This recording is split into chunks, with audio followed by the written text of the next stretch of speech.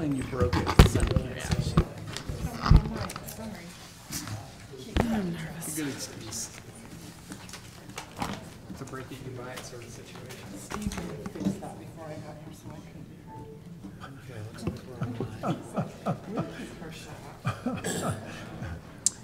here. Okay, everybody ready? Mic's on? Nope, we're missing Bill. Oh, we're missing Bill. He was downstairs with Lisa. You call me? Want me to call him? Yeah, would you call Bill and see if we can... somebody maybe can get him faster than me. Talking to people and just time got away. Yeah, I'll get him. Here we go. There we go. Call him. Sometimes the brain is not the part. You calling him? Yeah. Oh, okay. They just have to learn from experience.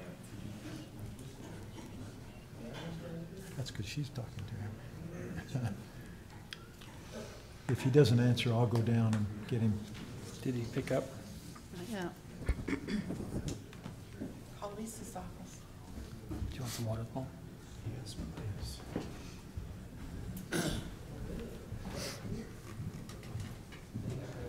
No. Thank you.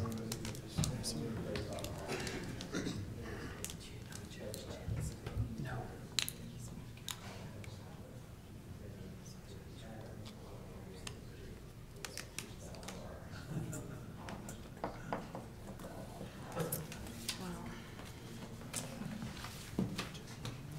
I just need everything to calm down with the schedule. Okay? I'm triple booked tonight. I'm triple booked on Thursday. This is just not working.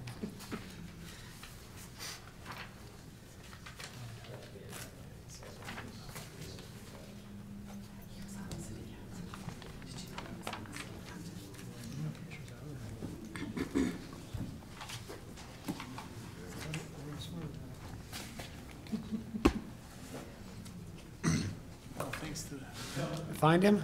Yeah. All right. thanks to the miracle of Photoshop, we won't have rapid ears on ours. I promised to put him down. You and Lisa both coming.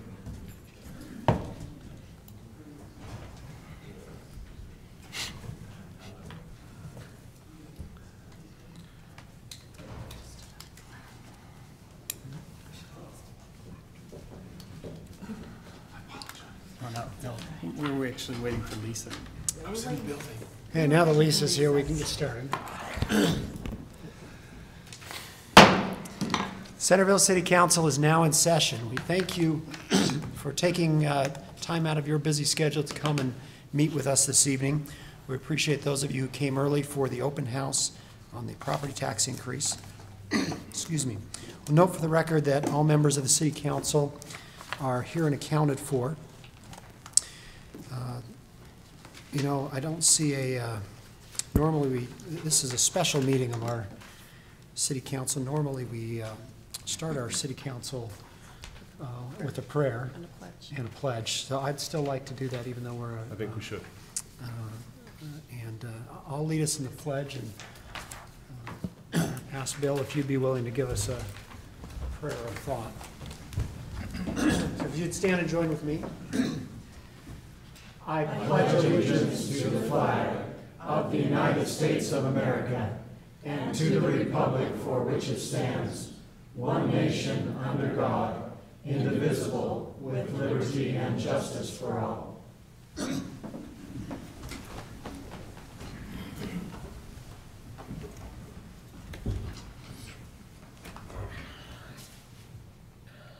I don't have a thought prepared for tonight, so I'll just offer a prayer. Our Father which art in heaven, we, a group of citizens in the city of Centerville, gather this evening to contemplate issues with regard to the city's future and our budget. We give thee thanks for the opportunity to live here, for the many blessings that we have. We're thankful for the society in which we live and the good people in this city. We pray, Father, that we may all be guided by thy spirit this evening, and that civility will control everyone's comments, that we may come to a meeting of the minds. And we say this in the name of thy Son, Jesus Christ. Amen. Amen. We're very fortunate to live in a wonderful country with great freedoms and in a blessed land, and I feel it's appropriate to start our meetings with a pledge and a prayer. On our agenda tonight is to hold a public hearing titled by our state legislators, The Truth in Taxation Process, for the fiscal 2018 tentative budget.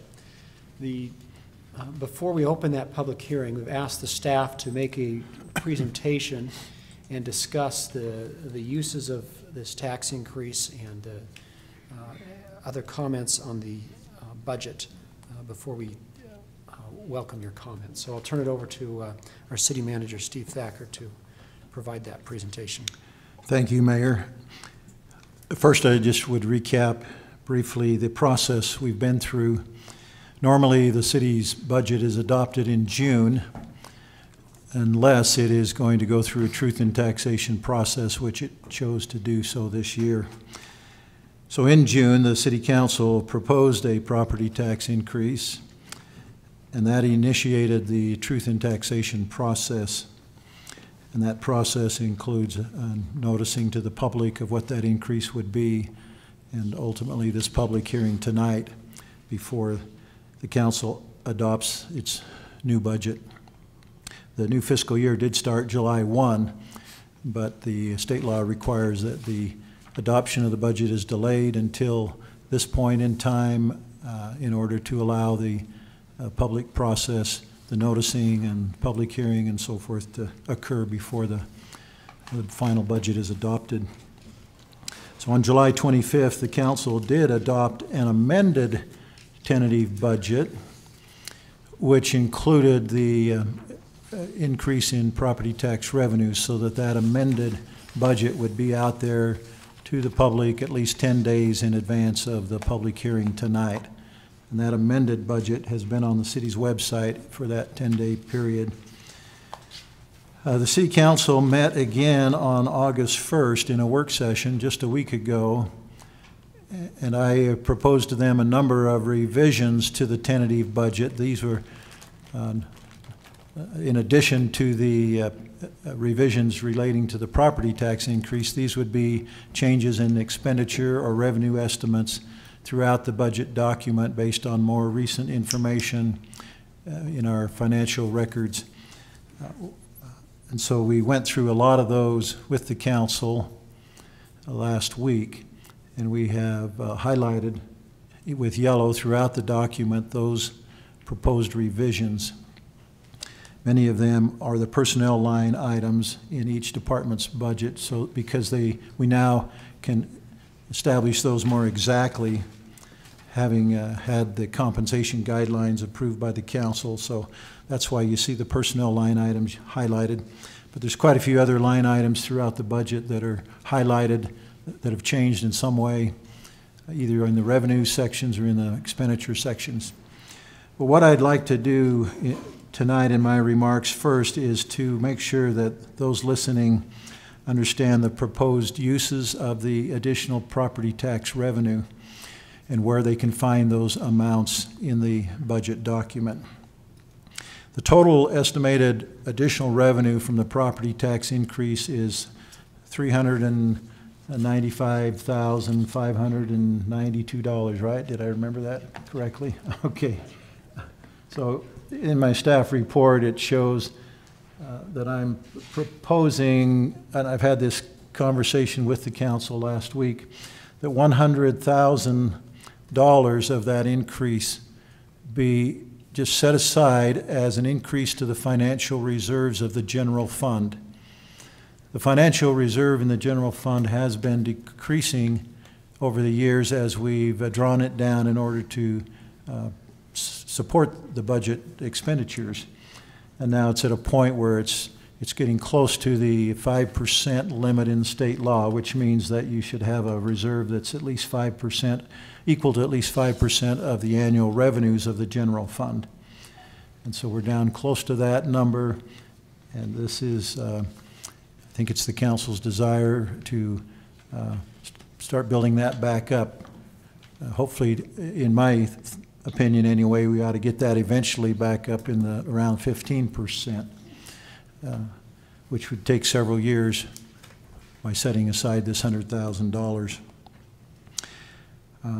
You can find that $100,000 on page 45. Jake, do you want to go to the budget document?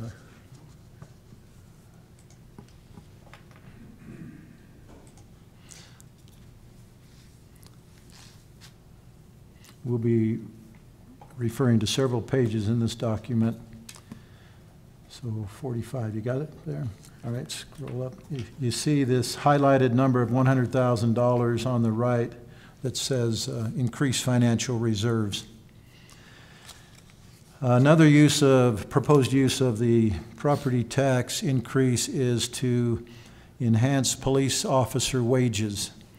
$30,000 is programmed in the budget to add to the normal pay raise funds for the police department, because we're competing now in a climate where there's not many folks wanting to be police officers, and there's a lot of competition among police agencies to rob one another of their police officers.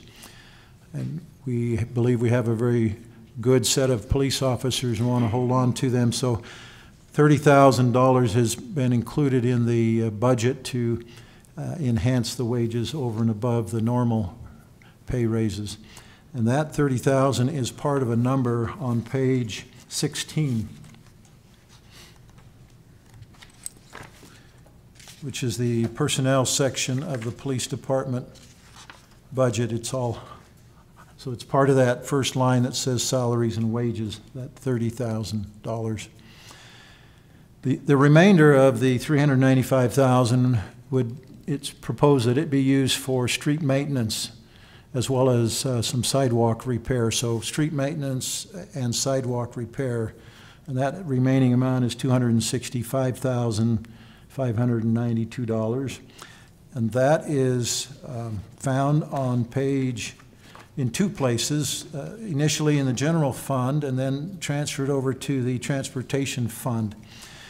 Property taxes are a revenue of the general fund, so you need to show them coming into the general fund as a revenue and then being transferred to other funds if that's where they're going to be spent. And in this case, this $265,000 will be spent in the transportation fund.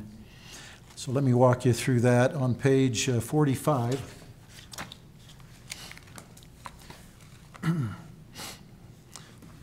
you see a number that should have been highlighted, the $415,592, that number right there. That is a transfer to the transportation fund out of general fund.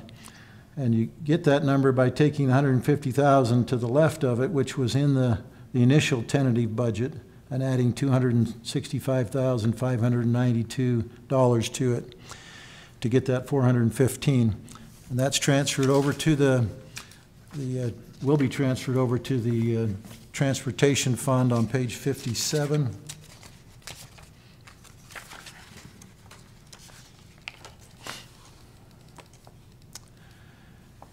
You'll see that same number on the line entitled Transfer-General Fund, meaning coming from the general fund.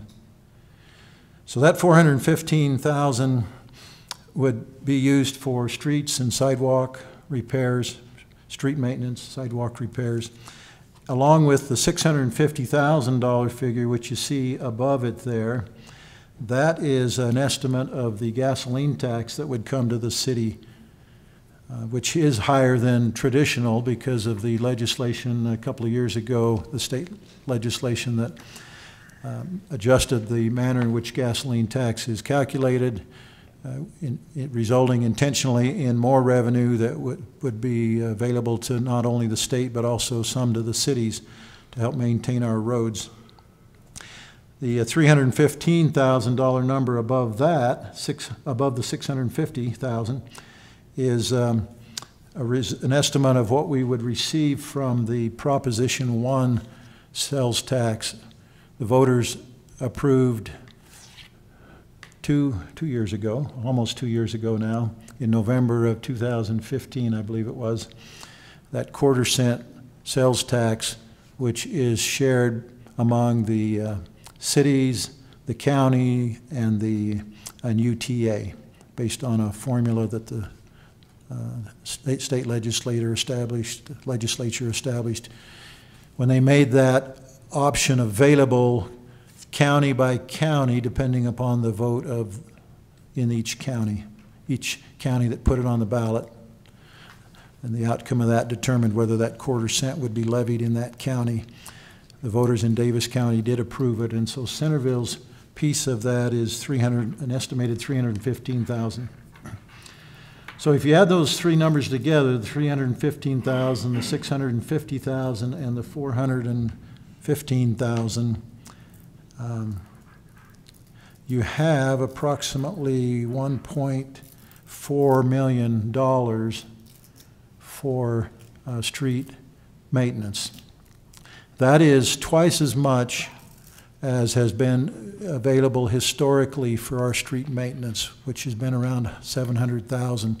Now, during the recession, that amount went down below $700,000, but other than those recession years, it's been around $700,000 total for street maintenance work. Now, I'm talking about the contracts that the city awards for slurry sealing and crack sealing and overlays, and occasionally for rebuilding a road, although you can't rebuild much with that much money. So we have twice as much coming in this new year than we traditionally had, with the help of this property tax money as part of that increase. Now, that's still not meeting the projected need according to our staff, the city engineer and the public works director, but it certainly gets us closer to our target, and we'll see what we can do with that, hopefully by spending that carefully and wisely, getting the best results out of spending those dollars. We'll see how well we can do.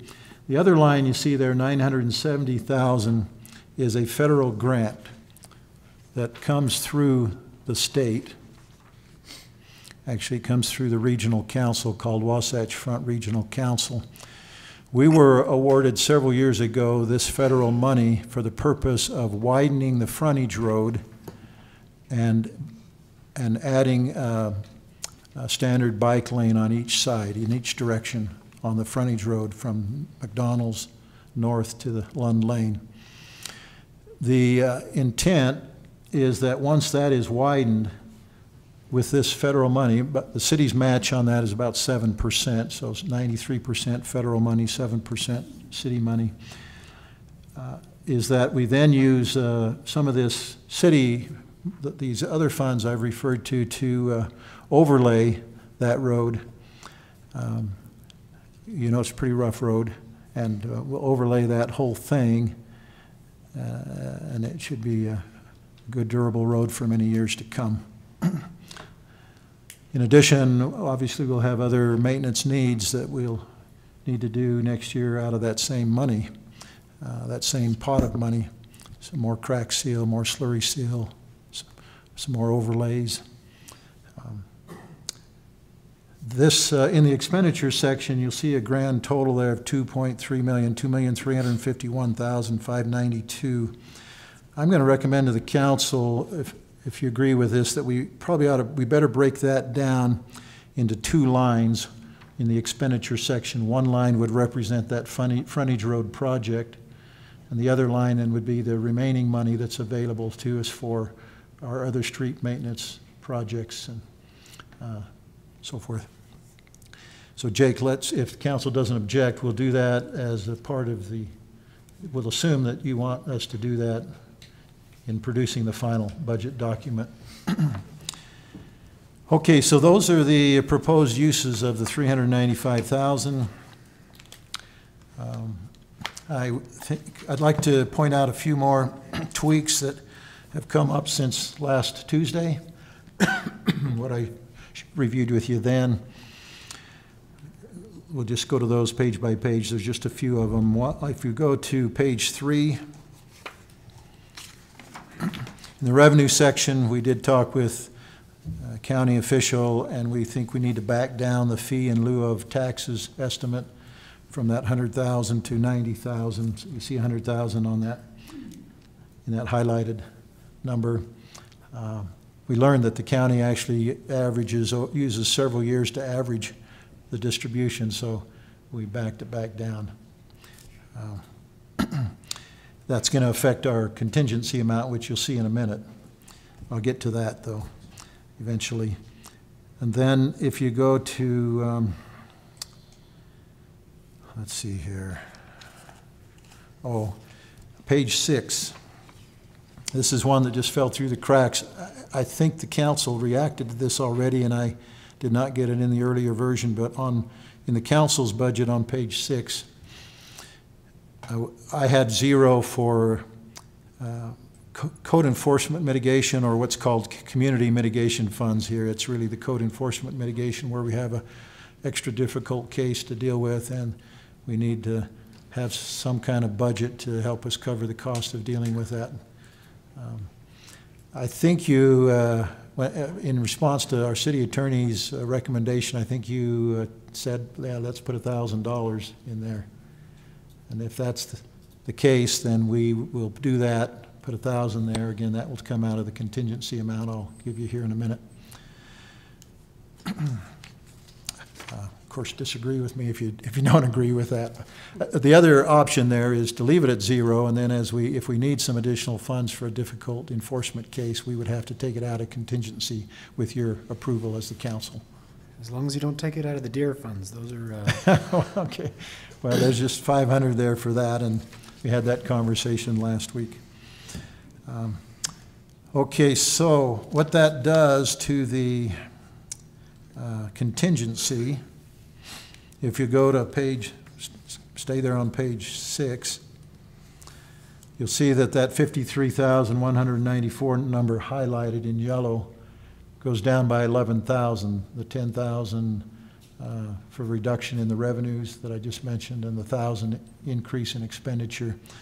So that contingency subject to the council's approval would be 42,194. There is another contingency account, as I explained to you last week, recommended to you last week, and that's a $60,000 number that is over on page 45, I believe. Yeah, 45, under that 100,000 figure we mentioned a minute ago.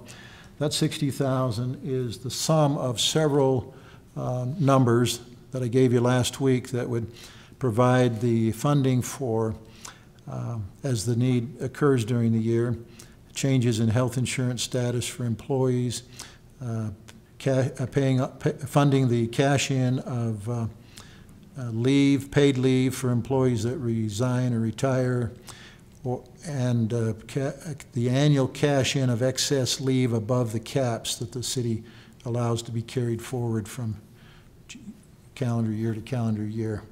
Those would be the primary uses of that money. And I broke it into those two, hoping that you would allow this $60,000 to be used as needed during the year without having to come to the council.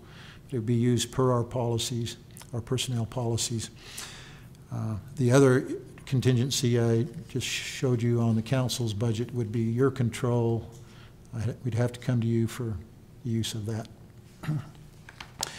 Now I think it might be worth mentioning that since the fire district is also having an increase, and they had their hearing last night, I want to make it clear that the cities within the fire district still have an assessment that they pay every year and will pay every year that is approximately what it has been. And we'll take you to that page. That's on page 24. Now, it does go down a little bit in this new budget from what it was the past year, but not much when you're talking percentage-wise. The budget, our assessment this past year was $875,000 approximately that we paid to the fire district. And the intent of the increases that they're incurring in their property tax revenue is not to supplant the city's assessments, but to provide funding for capital projects, including the Centerville station and adding some personnel. If you've been following their proposal, you know that already. So you see that we do still have this $846,000 approximately in this new budget as our assessment. I think that will go up somewhat, so I expect it to fluctuate and probably go up somewhat next year as the property value formula is applied throughout the fire district to the various cities. So we're going to remain in that ballpark probably of $850,000 to $875,000 a year for our fire assessment, I'm anticipating.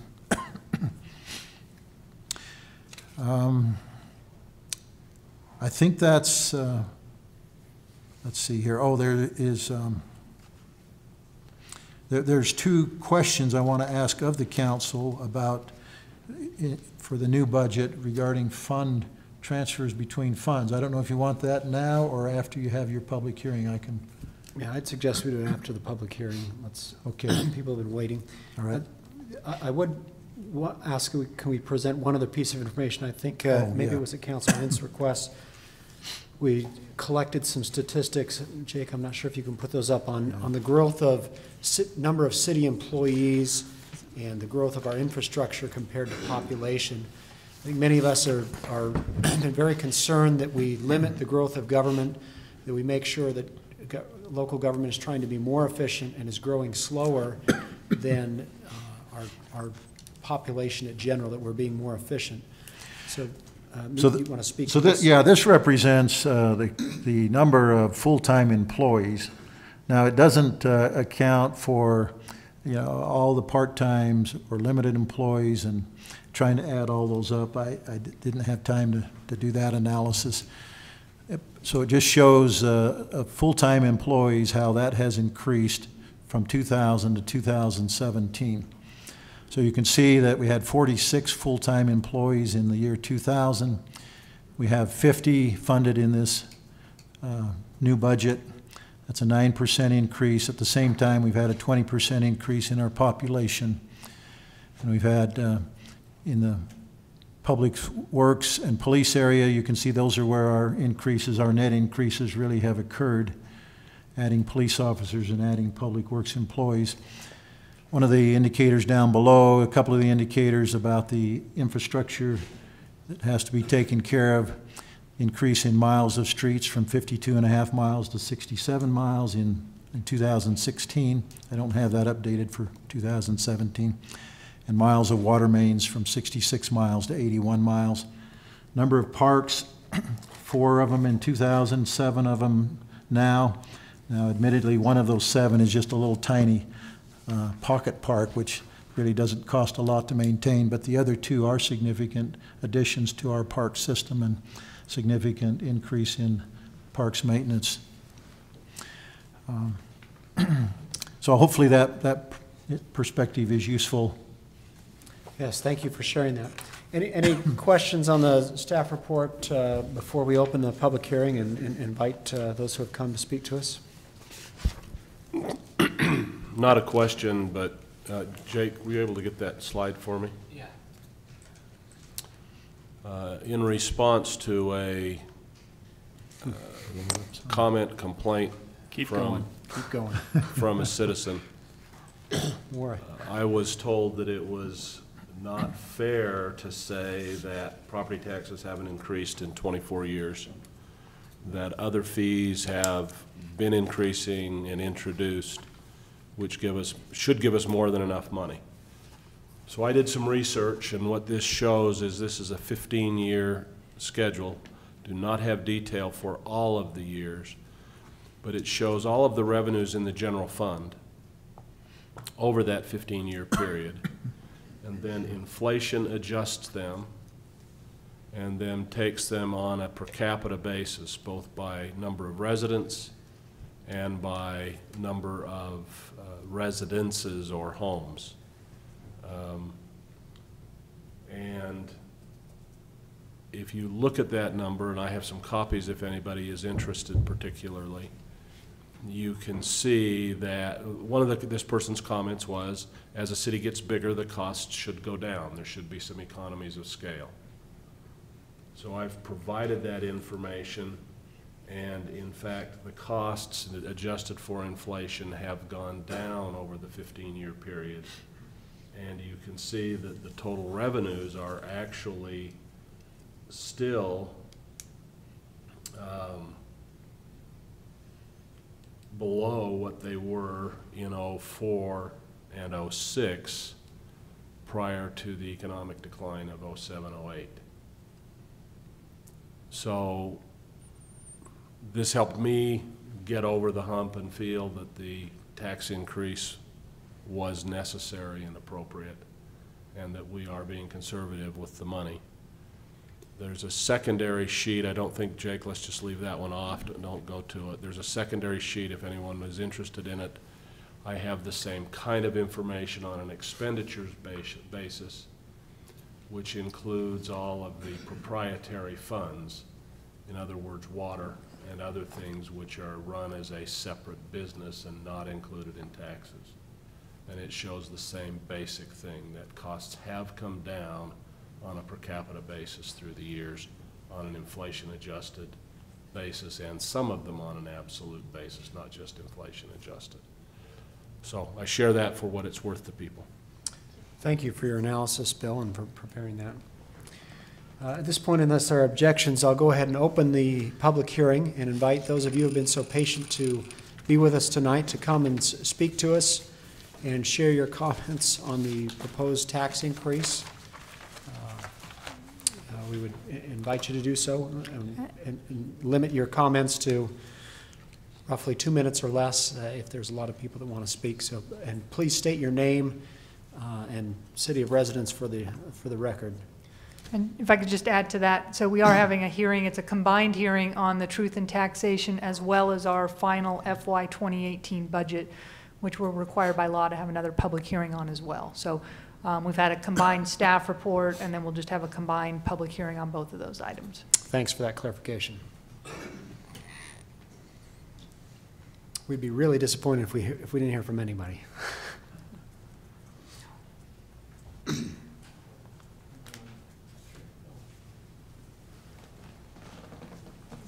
Invite to come? Yes, please. Okay. We're glad to see you again. Dorothy B. Call, 296 North, 300 East. I've lived here in Centerville for 57 years, longer than most of you are alive. And I've seen a lot of changes, and some good, some not so good. And I don't think we need to raise the taxes that much. If mine are raised, property taxes, it'll be $1,500 at the end of the month. And I'm not in a big house. I'm in the same house I lived in when we first came. And a good share of my property is owned by the city. Isn't it 9 feet all the way around? And I have to pay for that. I have to pay someone to come mow, which is expensive. But I think some of these, this fiber optics thing we didn't want, we're paying for it. And I think things need to be thought through a little more. And to put a cemetery over where Dick's Market used to be is the dumbest thing I've ever heard. Or a whole bunch of houses. They won't let us put another store over there, which I would go to, because I have to cross 3 lanes of traffic to get out of Dick's down here. But think things through. Yes, we need to look into the future, but if my children come to visit, I don't have room in my house for them. They have to go to Farmington for a motel or Bountiful. I don't know whether it's ever been suggested here, but we need to think things through. Not too far ahead because we don't know. Are our children, or are the children now going to pay for the goof-ups we make down the road a bit? Like we are paying for what somebody thought we should have, the fiber optics and so on and so forth. We don't have a place where we can, we're not a big city, we won't ever be a big city. And about the only thing that would bring people here that is an LDS temple in Centerville, and I don't think we're going to get that. But that's just me. I'm old. I can't see. I can't hear most of what's going on. And I can't see that. I wouldn't understand it anyway. I just understand that I think it should be thought through a little more closely, because the state will raise taxes, so will everybody else. And I am a widow. I don't have much money coming in, but a lot going out. I've never been on a cruise. I've never had a big vacation, so I'm not spending a whole lot on me. But I'm willing to help. You know, if we can come up with some other way to not raise the taxes so much. And that's, I guess, all I have to say. Thank you, Ms. Call. We appreciate you coming out tonight.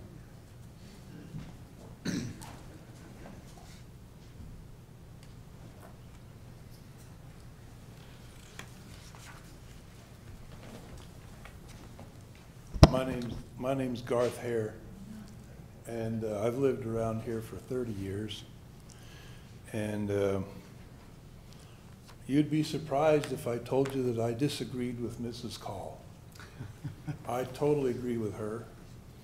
I know the city council and the different departments in the staff and everything have tried to come up with a budget that they think is respectable and responsible.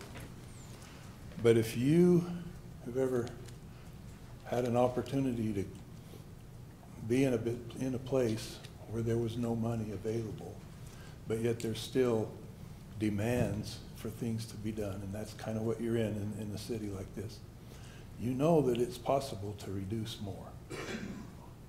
I've been involved in a couple of companies and corporations that were in multi-billion-dollar businesses, and there's been times when we were threatened within an inch of our life, and we had to pull in our horns and lay people off and shut down profitable operations,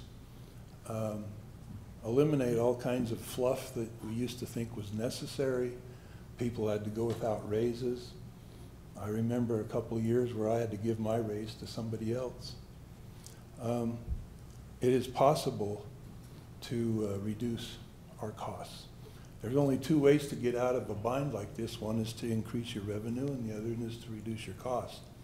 And as Mrs. Call said, it's not a bottomless pit. We can't just keep pulling out of that well all the time, because there is a limit to how much people can give. And maybe we'll have to think a little bit more about pleasing a few less people also, and not spending so much money on things that we don't need.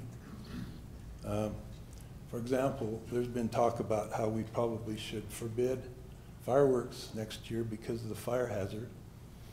A way to get around that is the city pays for fireworks. Instead of doing that, let all the people who can know, if you forbid fireworks, let them contribute all that money into a fund to buy the fireworks and quit paying for it out of the city budget. You know, if you just, as I told a couple of people earlier today, hand me that budget. I'll work it over and give it back to you. And if you follow it, you will not need a tax hike. And it will work. I've been involved in experience where it was cut to the bone. People were hurting. People went without raises. All kinds of stuff like that happened. There are certain rules and laws you have to obey because they come from the state and the federal government. And we always whine about the federal government saying, that should be handled at a lower level down by the people. Well, this is us. Here we are. This is down by the people. And we're the ones who have to cough up this money. And those businesses around here who are gonna, if they have to pay taxes, and the homeowners like us who have to pay the taxes, where are we gonna get the money from to pay that tax with? Because everything else is going up, the county, the state, the federal, the educational department. So I want to put my voice in here to say absolutely not. It's possible to do this, not to do all the stuff we got on our table, not everything that's on that budget. Cut it down to the bone so that we can live within our means. It's been told to me that this isn't going to be enough. Next year they're going to need more money. They'll be coming back to us. We can't let it get out that money is available and we're just going to cough it up and roll over every time they come to us for more money. We cannot do it. If we have such rich tastes, then we should be willing to do some of these things that we expect the city to do out of our own pocket as a volunteer basis. One thing I wanted to mention on the police competition thing, if you were a policeman and you had a chance to go work in another city instead of Centerville, you'd be crazy. Who wants to go to the Gateway? Or you could go to Orderville and get paid half of what they get paid here. I don't think that's such a big problem. Centerville is a lovely place to live, a great place to work, as a policeman or as anybody else. I noticed when I was driving down Main Street today, there was some road work going on over there across from Centerville Junior High. There was 5 guys standing around this hole, 1 guy inside shoveling. To the next intersection, 4 guys standing around the hole, and 1 guy shoveling. Now, I don't know if those were state employees, city employees, or what, but that's how it goes. Anytime you're talking about road work or any kind of excavation, construction, we need to be more smart, and we need to be willing to cut. No raises, no soirees to Las Vegas, none of that kind of stuff. Cut back what we're going to do. Even less street work if necessary, and get more volunteer work from us, the people. If we want to have this program or that program, we and those who want it with us should be willing to volunteer to do it. So to more or less sum it up, I'm against the raise of the hikes and the taxes. I'm a little bit insulted by the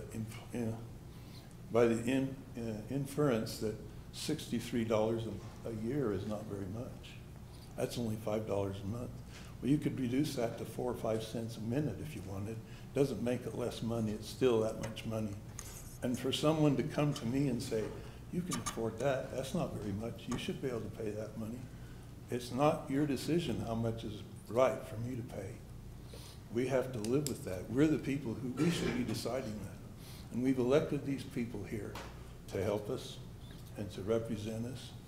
And it doesn't look like many people are here today, but I bet you if you had all of the people of Centerville standing here, you would get quite a few of them, maybe even more than half of them would be against this tax hike.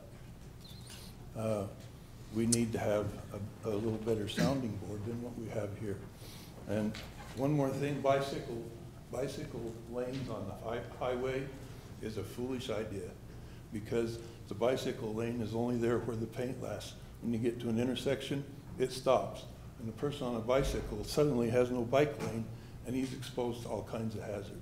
So that's just foolishness to spend money on a bike lane when it doesn't do anything other than throws the bicyclist into a hazardous situation at every intersection. So I'm against it, and I would like to ask that the city council reconsider it, put it to a greater study like Mrs. Call said, and if you want to get somebody to help you do it, I'll help you. And I'll get that budget down. I've done it before and I can do it again. And I know you can do it too, and that's what I'd like to see you do.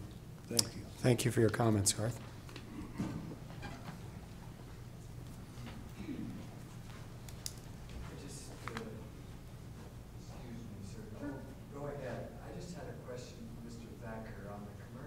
So we have, by state law, we have to record everything that's said, so we got to have you come. And you can ask your question, but The microphone. we need you to ask it into the microphone and state your name. Yes, just quick, I should have asked it before. And your name, sir? How does that, I'm Lynn Erickson. I live on 1500 North Main Street. On the commercial properties, how are they, do they pay an increased tax rate? And how do they figure into, the revenue projections that you indicated? The $395,000 is the increase from all those who paid property taxes in Centerville, businesses as well as residences. Businesses, for purposes of taxation, a business is valued at full value on the tax rolls. For example, if the market value established by the county for a business is $300,000, then the tax rate is applied to that $300,000. If it's a home that is $300,000 in value, market value on the county's records, 55% of that $300,000 is what is taxed.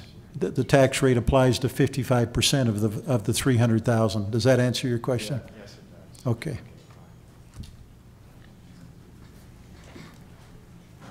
Good evening, I'm Bill Bryant. I live here in Centerville. I understand the need for more money.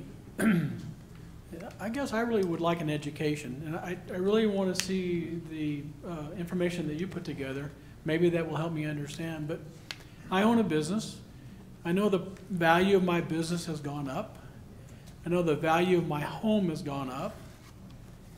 I know I am selling more product, which is taxed, than I did 3 or 4 years ago. So I know you're collecting more sales tax. Because the value of my home and my business has gone up, you're collecting more tax without the tax rate increase. So I'm a little confused why suddenly you have to raise the rate. It seems like you're already getting more money from the value of our homes and businesses and the amount of product that we sell going up. So that's really all I have. I'm not against us having more money to do more projects. I just think we already have it. So I really want to see the analysis that you put together. Mayor, do you want me to explain the certified tax rate approach? You can. I think Mr. Bryant's question might be, hey, if sales tax is increasing, isn't that enough? Shouldn't that be enough to cover increased city needs? Property tax, the certified property. Okay, so yeah, why don't you clarify the property tax? Let me speak to the property tax first. Just to clarify, I'm not saying a sales tax increase. I am saying that Walmart and Target, everyone is selling more than they did 2 years ago. So that means you pull in more sales tax revenue just because the sales are higher. Right. Not because there's a change in the tax rate.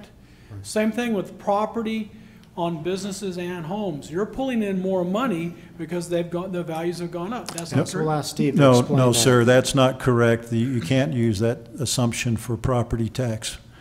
Can you use it for sales tax? In fact, Jake, why don't you go to the property tax line to show that it's relatively...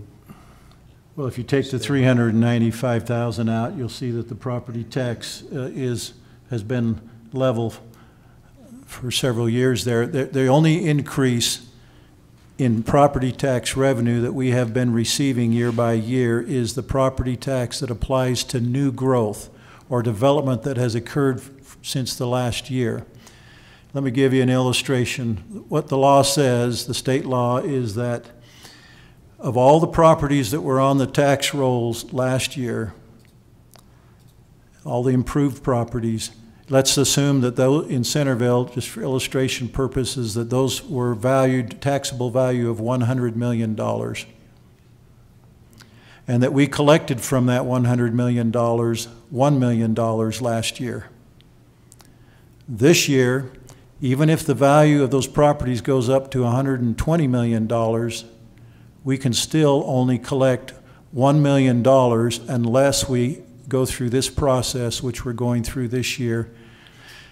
If we don't go through this process, what happens is that the tax rate goes down year by year as property values go up, so that we only get the same dollars from that which was on the tax rolls the prior year.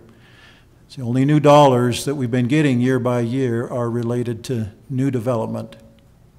I hope that helps understand the property tax issue. So the purchasing power of the property taxes we have received has been going down. In fact, as illustrated out on one of those boards and in the newsletter we sent recently, which is also out there, by the way, if you want to pick one of those up on your way out, shows that it would take $175 today to buy the same package of goods that $100 would have bought in 1992. And so the purchasing powers of our property tax revenue has gone down significantly in that time frame. There must have been some sort of adjustments, maybe not ones that triggered this truth in taxation meeting, because my property taxes have gone up every year. Well, let me explain how that can happen. First of all, you have other taxing entities. The city's tax has only been 8% of your property tax bill. So if another entity is raising theirs, that would be one reason. Another is that it's possible for your tax bill to go up even if none of the taxing entities raise their tax rate. And that happens this way. If your property value goes up more significantly, proportionally speaking, than other properties in the community, then some of the tax dollars that are collected are shifted to you. And somebody else gets a reduction, you get an increase, but the total collected has to remain the same for the city unless we go through this process of asking for a tax increase, which hasn't occurred in this city. 1992 was the last action by a city council that resulted in an increase in the tax rate. So I just had one last comment. And then I'm sorry, sir, No. you asked about sales taxes as well. There's a couple of things that ought to help you understand about that. First of all, the impact of online sales has been significant, and the state has been attempting to do something about that, but it's very slow progress. And we have, with this recent action with Amazon, the state agreement with Amazon has resulted in about $2,500 a month more in sales taxes for us, which is about $30,000 a year, but that's less than 1% of our sales tax revenue. The other thing is that the sales tax collected in Centerville all goes to the state and is distributed then. 50% of that, which is collected in Centerville, comes back to Centerville. 50% of the 1%. I'm sorry. Of this tax rate you pay, the sales tax rate you pay, 7% or whatever it is, 1% is the local option sales tax, which means is used to fund general city services. That 1%, all the dollars representing that 1%, go into the state, where they then send 50% of it back to the city where it was collected. The other 50% goes into a pool, statewide pool, that is distributed based on population. We don't get back a dollar for dollar, because we get about 85% of a dollar back from what is collected in Centerville. We give $500,000 of our sales tax every year to other cities because of that 50-50 distribution. So just one last comment. They mentioned earlier $63, whatever the figure might be for any individual. One thing to keep in mind is that's just the Centerville portion. I, like everyone else here, received my evaluation, and it's a whole lot more than $63 that I'm going to have to pay this coming year. So we're just talking about one small piece of it. We need to talk, all of us need to go to all the different entities to talk to everybody, because it's a whole lot more than $63. Thank you. Thank you very much, Mr. Bryant.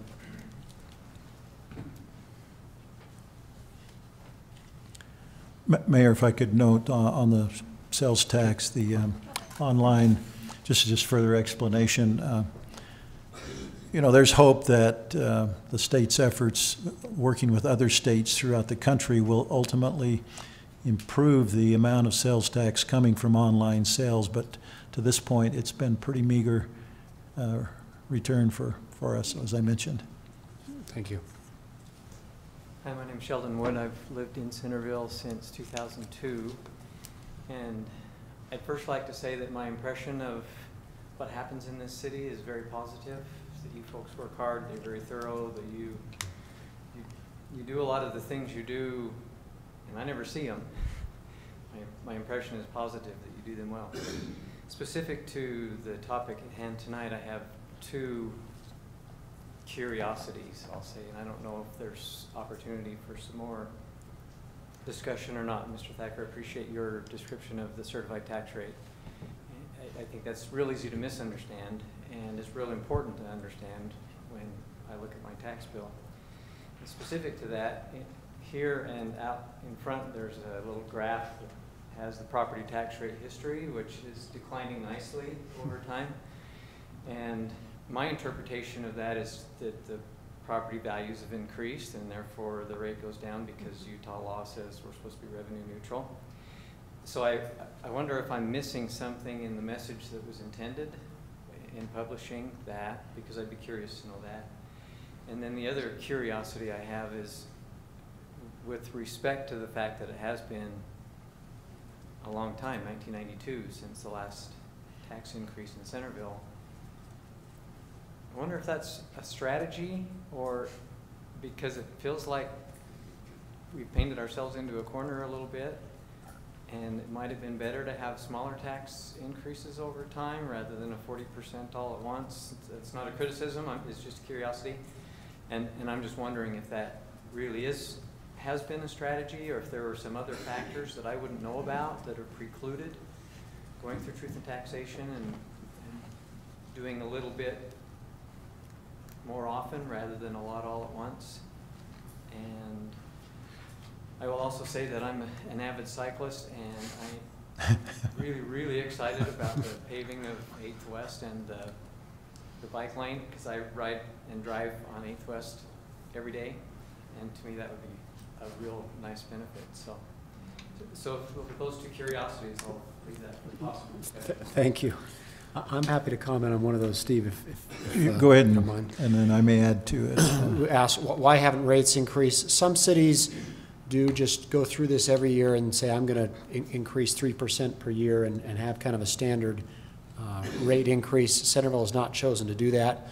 For years, we've relied on increases in sales tax growth has helped. To be honest, the city councils have increased, for example, the taxes on your mobile phone, taxes on energy, other drainage fees have increased, so we could cover some of the drainage projects that other cities might cover from general funds. So there certainly have been other increases over those years, and basically to the point where this is what's left to satisfy the needs out of other options. Generally, the property tax increase is the last thing that many elected officials want to raise, because it's the most hated tax. It comes all at once. You see it in your bill, and you get really upset about it, because this is your home that you've paid for and you own, and it's your castle. But at this point, the other options have been used over the years, and it's time. Well, we believe it's in the best interest of all citizens together to invest and make these improvements to our infrastructure. I certainly respect the approach of, hey, we should do 2 to 3% a year instead of waiting and doing a 40% increase. That's very legitimate. A couple of comments. First of all, the taxes on your utility bill, your energy, your electric bill, and your natural gas bill, and your telephone bill. Yes, the city increased that city tax from 5% to 6% a few years ago. That generated about $150,000 more per year, and that is why you see at the time the reason for that was to provide more for street maintenance, and so you will see in the new budget $150,000 before adding this property tax money, you'll see a $150,000 figure transferred from the general fund over to the transportation fund to honor that earlier commitment, that earlier intent, I guess I would say. I don't know that it's probably not a binding commitment, but I do respect the intent of that, and that $150,000 is being transferred from the general fund to the transportation fund in this new budget. I will say that the tax on your telephone bill, the revenues the city's been getting from that are going down, actually, because, well, people are getting rid of their landlines, and so the total revenue from that source is actually going down. And the mayor's correct that before the recession, the commercial growth in the city with the stores was generating a good increase in the sales tax, sufficient to really make it unnecessary to increase the property tax. But the recession hit, and hit hard, adjusted our sales tax downward, and it's trending up again, but it's seems to be permanently adjusted downward when you look at the graphs compared to where it would have been if the recession had not hit. So since the recession, I think it's safe to say we've been drawing upon reserves to help balance the budget, and now it's time to face reality, either increase the revenues or make some decisions about whether we're going to continue some of the services that we currently offer or reduce the level of service that we currently offer.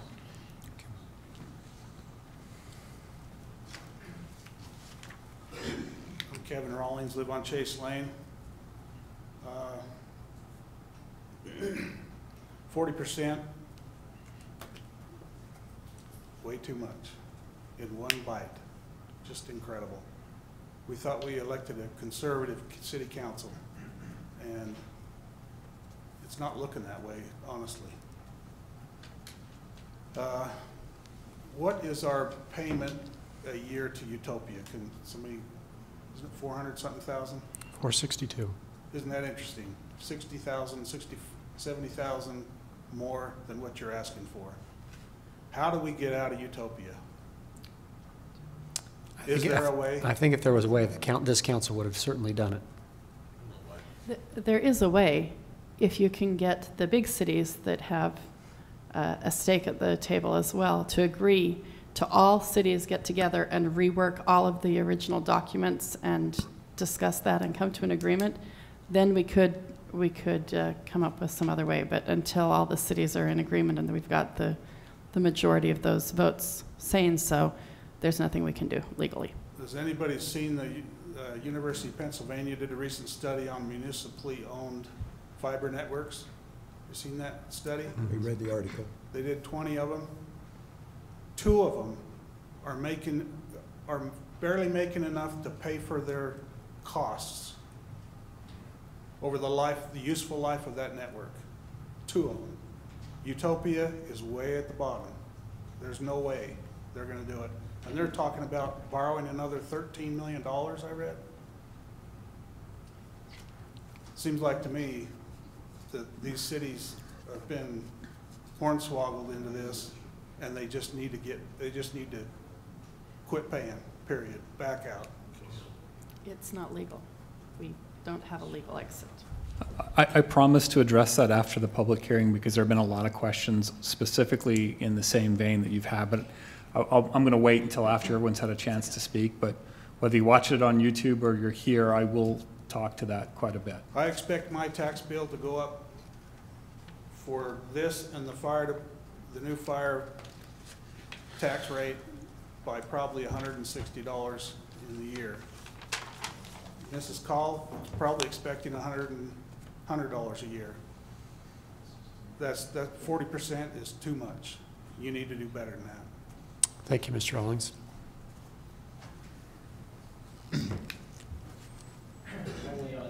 I had a question for Mr. Ince. You said there's a 20% increase in inflation since 2002? I said that 20% is what I used. I think it's more like 40% since 2002, actually. You need to tell the federal government on Social Security that they need to watch that, because they don't say there's any. sure the list. Actually, it's averaged about 1% per year. You're right. I watch it, I know. Anybody is dreaming who thinks it's either 1 or 2%. Go to the grocery store, look at what your costs are. It's much higher than that. I know, but I used 2% to be conservative. But then the other question I have is, how much has your sales tax increased since 1992? Significantly. Significant. So, you know, you say you haven't got a tax increase in the city since 1992. That's a big one.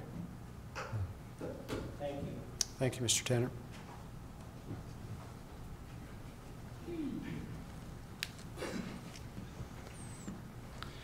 Dale McIntyre, 258 East, 200 South, Centerville. No one likes tax increases, including the city council, I'm sure of that, because they pay taxes too. But things happen. People spend money unwisely. Cities pay for things which do not benefit all of the citizens. We have a Centerpoint Theater out here. How many of us have tickets? Okay, few. And yet our money is coming from all of the citizens to help pay for that. We have Utopia. Not everyone is a subscriber to Utopia, and yet all of us pay for it. Another problem is, what kinds of things are we doing with our money? Do we look at beauty or do we look at utility? Are we buying things that are necessary for our city to run properly? Is it the proper use of government to buy things that are beautiful if they cost more than things that are utilitarian? My mom had a saying on our refrigerator for many years. It said, use it up, wear it out, make it do, or do without. Thank you. Thank you, Mr. McIntyre. Good evening, Bill Duncan, 495 East, 500 North. I submitted comments last night online. Did the council members receive those? If it was, I don't remember seeing it. was it sent to the city No, council? I did it online on the city website. It said if you want to contact the city council, click here. Did those not come? I didn't I don't see remember yours. seeing. Okay, I'll just reiterate my position We've then. received others though, so. that Okay, seems to be- well, I don't know. I'm just going to reiterate my position then. I'm opposed to this property tax increase, and it's been brought up here about Utopia. I think it's basically unfair to tax the general population when Utopia subscribers are not paying their fair share. $475,000. The simple math based on the Clipper article that was in June, early June, I think, is that just the subscribers, if they paid $25 a month, you could cover that $475,000 and generate more than the revenue that you're asking for, which is $400,000. Pretty simple. The people that benefit from Utopia should pay for it. That's a very simple concept. I think one of the things that really galls me about Utopia is that we have citizens like Mrs. Call just left subsidizing those people who subscribe to Utopia. She obviously can't afford it. Everybody that I know that has Utopia is in probably the upper income echelon of this city. They can afford 25 bucks, okay? Surcharge that, make them cover the costs, and then, you know, later on, yeah, I don't have any disagreement that we've got needs in this city, but I think you've got other revenue sources to get that. And I think that's just the fair and appropriate way to raise that money. Thanks. Thank you, Mr. Duncan.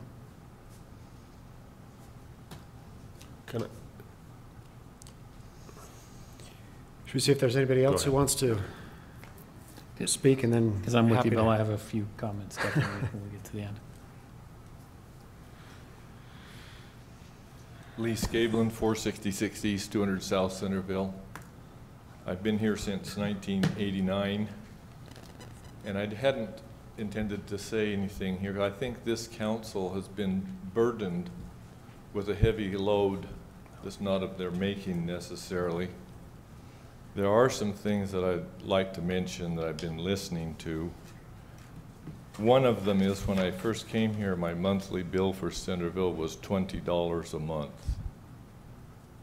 It is now, I believe, correct me if I'm wrong, but I think my bill is $49 a month. That's 250% increase. And I realize that we've added some things, like first we added drainage, okay?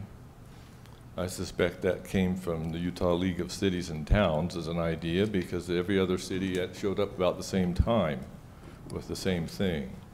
Then we have sub-drainage. All of a sudden it shows up again. But that's a pretty good percentage increase during that time. And I don't think anyone here sitting on the council, excepting maybe the mayor, is aware of the issue on how the drainage assessments were made. And that was, there were some random properties selected with an aerial photo, and I said at the time in the hearing then that I could take a few high school students with your new devices that you can measure the footprint of a house, you can measure contributing surfaces very quickly. We should be charging drainage fees based upon contributing hard surfaces, not on just hard surfaces that are averaged on basis of some samples taken off of aerial photos. That gets down to this equity process. You know, pay for what you get what you pay for. But we have no incentive whatsoever to reduce the drainage runoff the way we've done it. And the point I wanted to make was the businesses, when they're parking lots, are paying at a far much lower rate per square foot of hard surface than we are as residents in our properties. There needs to be an incentive for new buildings, contractors, and individuals to put in rain gutters. My property, for example, I have no contributing surface that goes into the street or off of anything except soft surface that percolates into the soil like it did.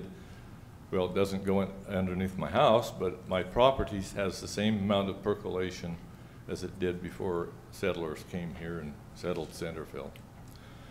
But, you know, these little things we're not addressing. The equity, the efficiency. You know, let's pay for what we get what we pay for.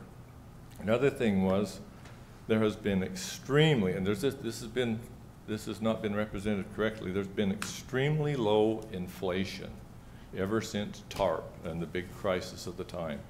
Ever since the Federal Reserve's been buying bonds. You just haven't seen inflation. You know, take a look at your cost of living increases if you're retired. See how big they were. It's because inflation has been low. What I'm saying is, during this early period before 2008, there should have been alarm bells going off all over the place. And if the city council wasn't doing it, the city manager should have been doing it. Because we're having this inflation rate, because we're falling behind. I think a lot of these things have come along, and you know, it is what it is. And I think that when we justify a need and we agree that that's what we're going to have, that's fine. I don't think we should be trying to chase averages. You know, because this city is paying more than, collecting more in tax than what we collect, we need to decide what we want in terms of our lifestyle, what we're willing to pay for, and then we should look at what we feel is reasonable and what's appropriate between the different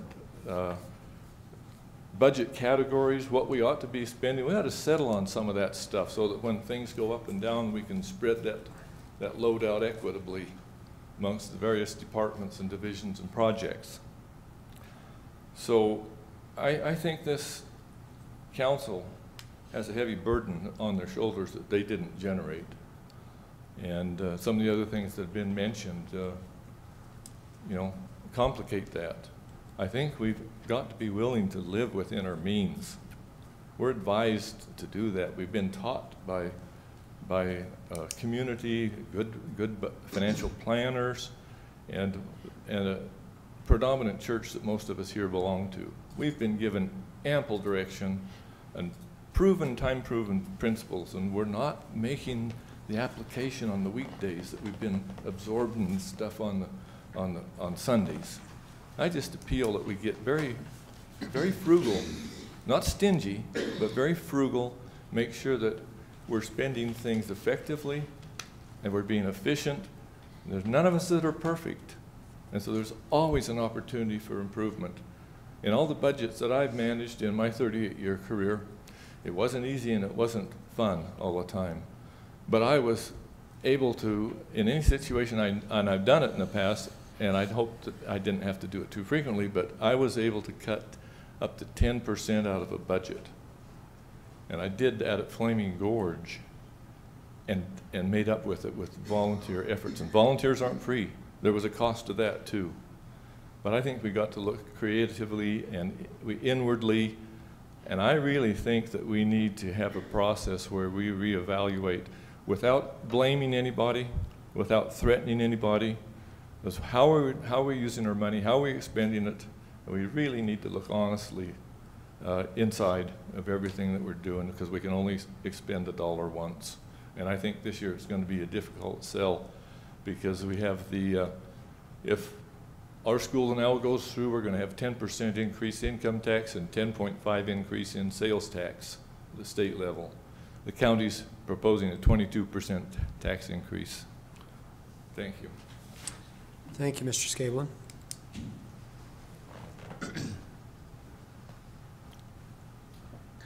I turn this the right way. Please, thank you. It's bothered me. I'm type A. It's bothered me the whole meeting. Kent Holbrook, 1490 Homestead Circle. I'm not going to talk pro or con about the tax increase. I want to propose something that maybe the city can do, and I'm as guilty as anyone. I buy my gas at Costco. I buy a lot of groceries at Costco. I buy some things at Farmington at Station Park. I think if the city could have a campaign to buy Centerville. Sometimes I think I go to Costco. Usually I gas up because I'm there, but I don't drive around shopping for gas. If I have a 20-gallon tank and the cost of gas is 3 cents cheaper somewhere else, I'm saving 60 cents. I think maybe we need to promote Centerville. If sales tax is a way to increase revenue, maybe the citizens of Centerville need to spend their money in Centerville. I'm as guilty as anybody, and maybe some of them here already do that. But it's too tempting sometimes to shop outside of the city. I'm not happy about a 40% tax increase. But I think if we can generate more sales tax, and it's going to have to come from the citizens to do it. The people who buy gas off the freeway, they're not going to patronize any more than they already do. Those who shop at Walmart are not going to patronize any more than they do from outside the city. But maybe the residents of city need to have a reminder that where they spend their money generates revenue and helps their taxes. Maybe it's only gonna, if we all did it, maybe it's only gonna reduce our taxes $5 a month. But when we're talking about $63 a year, that's $5 a month that we could gain by promoting the city and having that increase in sales tax. Thank you. Thank you, Mr. Holbrook.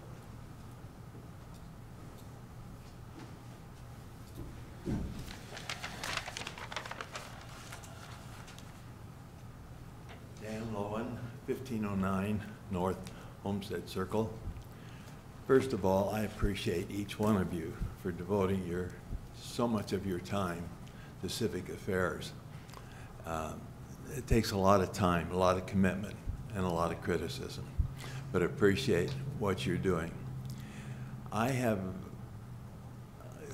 backing in my heart for most everything that has been said. I worry about each of you, though, is there any member of the city council, would you raise your hand if you voted against the 40% increase? I don't think they voted on it yet. Okay. We voted to place it on the, as a proposal. So it hasn't been, it's only a actually passed proposal yet. at this Yeah, point? it's a proposal at this point. Because some of you will be looking for a minor target for your opponents. And I would hope with some of the discussions that have been heard here this evening, and I thought they were very reasonable and very seasoned, that we're blessed with not only you, but a great city manager. Look at those things again. See what could be done. See if it could be spread out maybe over some more years. I think one of the most brilliant suggestions was made. I don't have utopia. I never ever plan to. Some of my best friends have it. I love the suggestion. Put them in charge of the payments, and let those of us that aren't part of it do what we want with other systems and such. I think I'm so grateful to have lived here now for about 6 or 7 years, moving from what used to be called Zion to now Sin City and Salt Lake after 50 years living there. What a sad difference in comparison to you wonderful people. So I love your city, what you've done with it, but I do think when you put a 40% tag on an increase, that's a little heavy. Thank you. Thank you, Mr. Lone.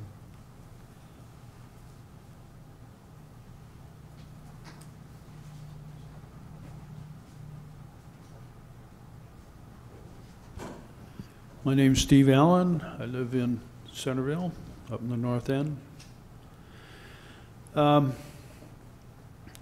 really do appreciate the effort that council's putting in to looking at the upcoming budget, looking for places where they can cut back on things. This is good to cut back on projected expenditures. The issue that I think you have isn't so much just the 40% potential increase right now, but it's all of the increases hitting at the same time. And like in my particular case, that bumps my property tax thanks to the school district and the county and the fire and the city and everybody else. It bumps my property taxes up close to $500. It's not $60 that I'm looking at. That's just a small piece. So my suggestion is that even though you have worked hard to find places where we can trim, in fact, the mayor used a word a few minutes ago that I thought was really good. He spoke of need, not desire. And I think it's unfortunate for this particular council that you have to deal with historical decisions and try to take care of it all at one time. My suggestion is maybe you scale back on the percentage of increase at this time and see how that impacts things with not just trimming, but cutting things that are not needs. And you know, the impression I have is that the city is anticipating coming back relatively soon with another tax increase. But maybe this would be a more reasonable way to go about it, is trim the tax request back at this particular point in time, and then adjust for the reality, not just proposed expenditures, but the reality of cuts. You can't change history. You know, we can't go back to the 2000 17 budget and say, well, we're going to cut these expenditures because we've already spent the money. So all we can do is project what we hope we can cut. But maybe if we trim back on the request, it will force us to be a little more diligent in actually making the cuts, and then see what happens. Thank you. Thank you, Mr. Allen.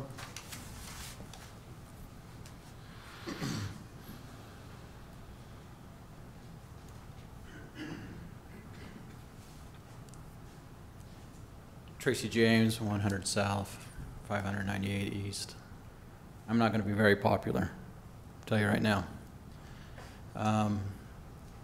You do have a big burden on your shoulders, and yeah, we could have taken it in small bites, but today's not small bites. I can tell you right now, if you don't make a decision to raise these taxes, what's coming down the road is going to be even worse. I'm telling you right now that I was paying $9 an hour for a day keeper, day porter, janitors. I'm paying 14 bucks an hour right now.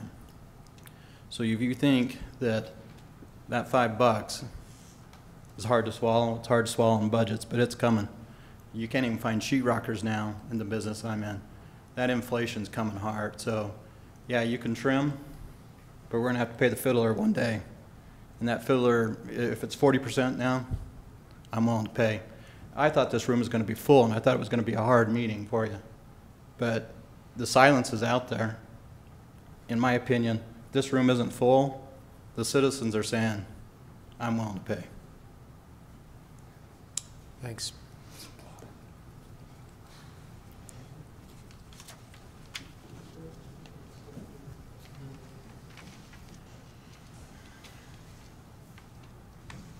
Anybody else?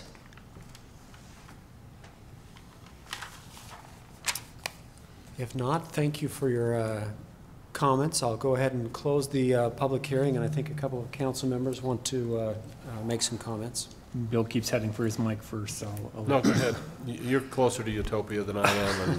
And so the Utopia one has been brought up a lot, and I've had a lot of conversations. And first off, I want to say I appreciate all of the comments tonight. This has been very, very civil. There's not been a single pitchfork or torch in the audience.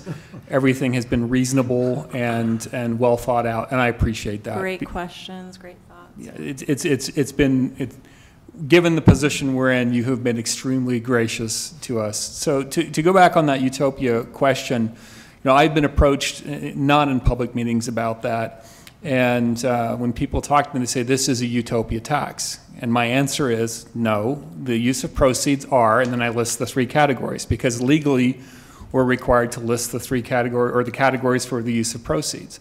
Of course, then some individuals turn to impugning my character all the way back to maybe my grandfather, that I'm a liar and that I'm just hiding the truth. Truth is, Utopia is a sunk cost. It has been a sunk cost for a very, very long time. Now, my very first experience in this building was railing on this guy right here in 2004, saying this is a disaster waiting to happen. I remember it. Yeah, he remembers, because it was not a pleasant first exchange, and it was not as polite as you have been tonight. No, I wasn't even close, and I apologize all these years later. The issue that I'm struggling with is that the universe has a really good sense of humor, and the irony is one of the people who is screaming loudest about what the impact would be in the future is now faced with the decision of actually distributing out those costs to the citizens in the area that are affected. And it hurts. It is hard. But if there was a way to unwind Utopia, it would have been done. Because one of the things that the mayor did, and I think this was direct payback for all the grief I've given him up until the point where I was elected, was put me on the Utopia board. And if you want to see an organization that has built itself watertight with as much legal protection as possible to run with impunity with funds, it's Utopia, and UIA for that matter. And there is no way to unwind it, and unfortunately the control is not in the smaller towns. We can't steer that at all. We can give suggestions and be nice about it. I know Paul is probably going to go purple with my comments on this, but ultimately, we have to accept that as a sunk cost. It is not a fair and equal distribution. and it won't be such. That Utopia will run the full term of its bonds, especially if the current voting members who hold the majority continue to believe that you can spend your way into your next jackpot. I've called it the gambler's dilemma for years. They keep doubling down, thinking if we keep building, eventually we're going to get a critical mass of customers. Reality is it's not going to happen. So let's just put that aside for just a second and say that is a sunk cost. If we accept that as a sunk cost, we have the realities of what is our city supposed to be providing. Police, reserves for it so that it can handle emergencies such as when we have a water line blowout and other items that come associated with that, and the critical services, streets and maintenance. I'm sure all of you have seen one of those yellow sidewalks in the city. Is there anyone who hasn't seen one that has a yellow stripe on it? That's an indicator that we've got an unsafe condition. We need to fix that, $500,000 to bring those back into compliance across the city.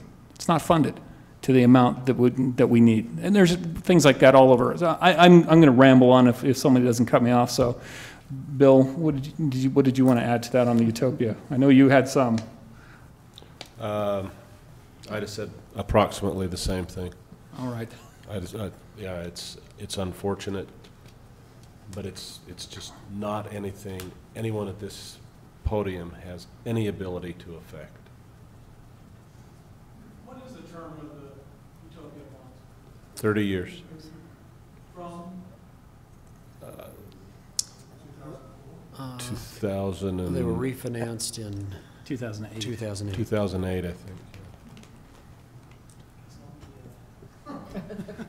And those are secured by sales tax pledges. There was a statement made that the cities could get together and make some changes. Has that attempt been made? So for the recording, Mr. Lone asks, has there been an attempt to... you want to feel that? To get cities to come together and make change? Absolutely. There have been significant efforts. Almost monthly. To get other cities to agree that there is not an agreement on how to proceed, and not a unanimous agreement. Many of the cities who do not have a fully built out system have the opinion that, hey, I'm paying for this, I want to get it built out, my residents are asking for it. And their preference is, instead of taking the operating profits, small as they may be, and reducing the debts or changing it, or even selling the system, their preference is to build it out and make it a service available to more people. There is one benefit in this situation, believe it or not, and that is that somehow in the lottery, Centerville was selected to be built out. So approximately 92 or 3% of our citizens have access to Utopia if they want it. Most of the cities who are in a similar situation to us have less than 50% built out. In other words, most of their citizens cannot get it, and they're still paying for it. Now, it's hard for me to say we're in a better position, but we are actually in a better position, and I don't know how that happened, but we should at least be glad that we're in the position that people can have it if they want it. And I'm, unfortunately, not a Utopia user because my wife owns the house and won't let us. So, if people want to comment, I'm going to reopen the public hearing, but I'm not sure we're going to make a lot of progress here. But if you would like to speak, at least come to the mic.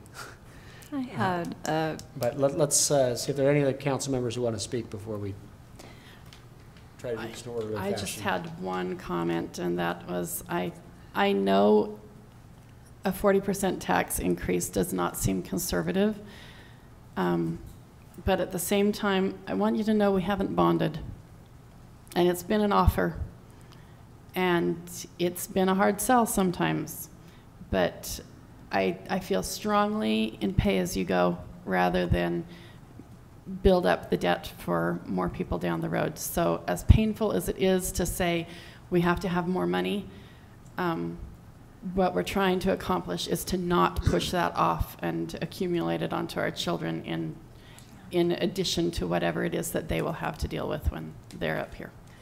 That's exactly along the same lines of what I wanted to say. I appreciated all of the comments and your attendance here, and so much of what you said, I was just nodding my head at, and I absolutely agree with. The principles of pay what you use, pay for what you use, and the principles of being fiscally conservative and the principles of reduction. Well, in answer to Dan's question of how are those up for re-election going to face this question, and I will tell you unequivocally that I can face this question not only with a clear conscience, but with a great depth of pride in this council that's before you.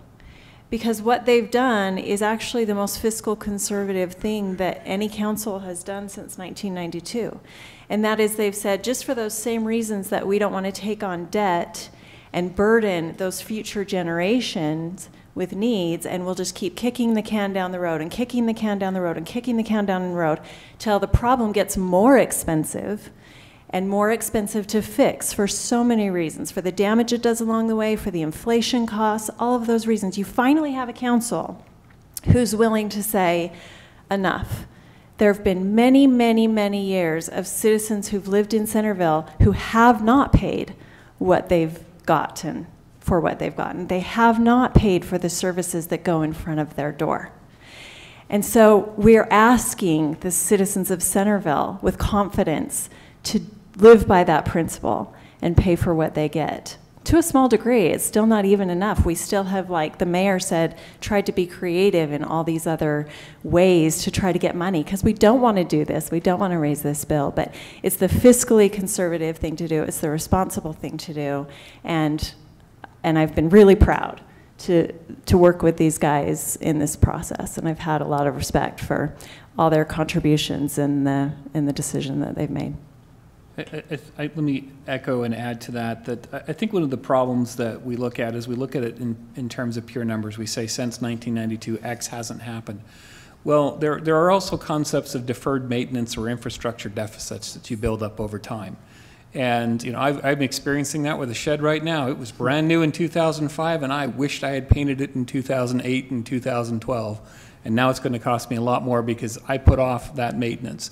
And when we look at the street plan and we look at the amount of money it would take, and you know, in aircraft there's a concept called the power curve, and if you get behind the power curve and you're falling out of the air and you keep adding power, you'll still crash because you got slowed down too much. You are now in an unrecoverable stall. We're not anywhere close to that, but we don't want to become a city that can't keep up with its projects. And we all live here, I mean, and again, we're voting this on ourselves as well. We all live here because there is a standard of living that makes this town attractive to people that want to live here and want to enjoy all those good city services. Are there cuts? Possibly.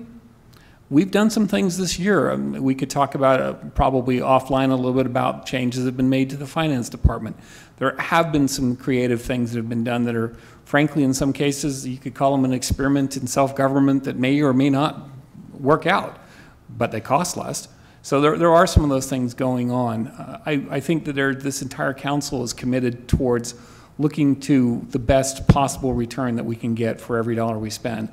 And this was not looked at lightly. I can tell you that. This concept was actually introduced about 2 months after some of us got into office, that it would be a necessity.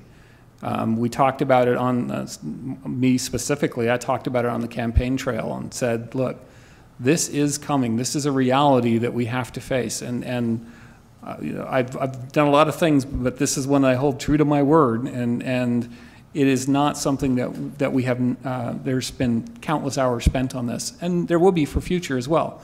Let me address just one point more that, because it was alluded to that this won't be enough. That comment is an interpretation of something I have said, and so let me clarify that just to make sure that the full statement's out there. What I've said is I said 40% does not cover all of the city obligations. That doesn't bring us out of a 100-year street plan. You know, it moves the needle a bit, but it doesn't cover everything. Now, that's not saying I'm opening the door next year for a tax increase. That probably will be a future city council that handles that. But those are realities. The costs keep going up. What did you pay for a gallon of gas in 1992? Paid a lot less than you do now. And we're actually enjoying some lower energy costs than we have. So from a fiscally conservative, responsible perspective, if we're going to work on some road projects that involve oil and energy, this is a good time to be doing them, not when we're paying $4 a gallon for gas. It just gets way too expensive at that point. One other comment, if I may. I believe it was you, Garth, that talked about the police department and who would ever leave working in Centerville for $5 or $10 an hour. We've had several. We are doing everything that we can to combat it. You may recall about 3 months ago seeing signs up and down Main Street about support the police. Okay? The Community Foundation, which the mayor and I sit on, raised $8,000, approximately. Something like that. Approximately $8,000, targeted towards trying to maintain the police department. We've done a number of benefits for the police to try and make them feel appreciated. We spent money on those signs. All of that was donated. All of that $8,000 was donated. There was a tremendous amount of time and effort spent trying to combat the problem that we have. But if you've got an officer who's making $40,000 a year, and he can go to $50,000 a year, even in West Valley, and get a $10,000 signing bonus at the same time, that's tough to combat. You stop and think about one of your children looking at a job change with those specifications. And unfortunately, 25, 27, 28-year-olds don't necessarily look at things the way that some of us older folks might.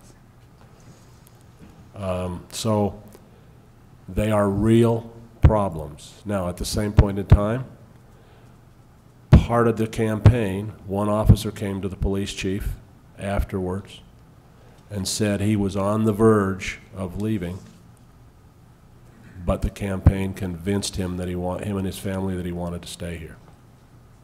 So even if it was only one, it was successful.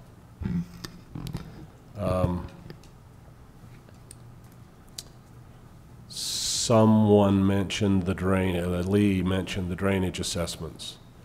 That's something that's news to me. I did not know that. It will be something that I will be asking about. If there is something that is not equal and fair, we will do everything that we can to fix it. There are some things where we are limited by state law. So the comment was made, why not let the Utopia subscribers pay for it? Unfortunately, the horse is out of the barn on that. If any of you would like to sign up to join a committee to go to all the Utopia users in the city and get them to pay an extra $25 a month so that we can pay our assessment, we would be glad to put you on the committee and give you the list of names. By the way, to that point, I did the math, and that would, $25 a month to Utopia subscribers would generate around $80,000. That's the, I think that's the monthly. Monthly. It's about 600,000. Oh, monthly times. It's about 600. But we'll take names and we'll gladly establish a committee, and everyone that you bring in, we'll start to bill the $25 to. And Bill, I suspect it won't happen. Could I comment on the drainage, because I think something was not correct in what was said? Please do. I don't know. I was going to ask you later. The comment was made that businesses are not charged on an equitable basis. The manner in which a business drainage utility fee or stormwater drainage fee is determined for a business is by measuring the hard surface for that business, dividing it by the average hard surface that is applied to the homes, and coming up with a number of equivalent service units. So Mr. Scablin was correct in saying that for homes, it was established as an average applied to every home regardless of how much hard surface they have. But then that number, which is something like 3,600 square feet or 3,800 square feet, I don't remember exactly, is then becomes the equivalent of an ESU, an equivalent service unit. So that if a business has hard surface of twice that much, then he pays 2 times the monthly fee that a home pays. Now, there is the option in the code for a business, if it has a retention basin that controls the runoff to less than, so that it's less than a certain threshold, then they can get some credit on that monthly fee because they're reducing the burden on the drainage system. But relatively few of our businesses get that kind of a credit. So I just wanted to make that clarification. I think it is equitably applied to businesses in terms of the amount of hard surface that they have. Thank you. And I'll note just for information that I receive a lot more complaints from business owners complaining about their higher drainage fees than typically from residents. Our business community feels like they're overburdened. Many don't feel that way. Is that still something that just is ongoing, or is there any money spent for subdrains now? Oh, yes, yes. Steve, the question is about subdrains. Yes. You want me to respond? Yes, please. Okay. Yes, we had, in fact, 2 projects last year where we replaced subdrain lines that had become clogged and had backed up and flooded basements. We've paid considerable money for damages done in backing up of subdrains. So it's wise for the city to be replacing those before those problems occur. We spend a lot of our drainage utility fees to keep the lines clear. Now we have I've not caught a couple of those in time, as I've just mentioned, but we spend $100,000 a year or more than $100,000 a year just to clean subdrain and storm drain lines to keep them functioning. This last year, for example, we cleaned 50% of the lines with the budget, the drainage utility budget. And then in case you're not aware of this, and the current council may not even be aware of this, how is a subdrain fee applied? Well, if you're in a subdrain district where you are actually being served directly by a subdrain system, you're paying 3 times the amount of somebody who is not in a subdrain district. And the rationale for them paying anything is because they're using roads in different parts of the city. As they travel the cities, they're using roads whose life is prolonged because of the subdrain systems in those areas.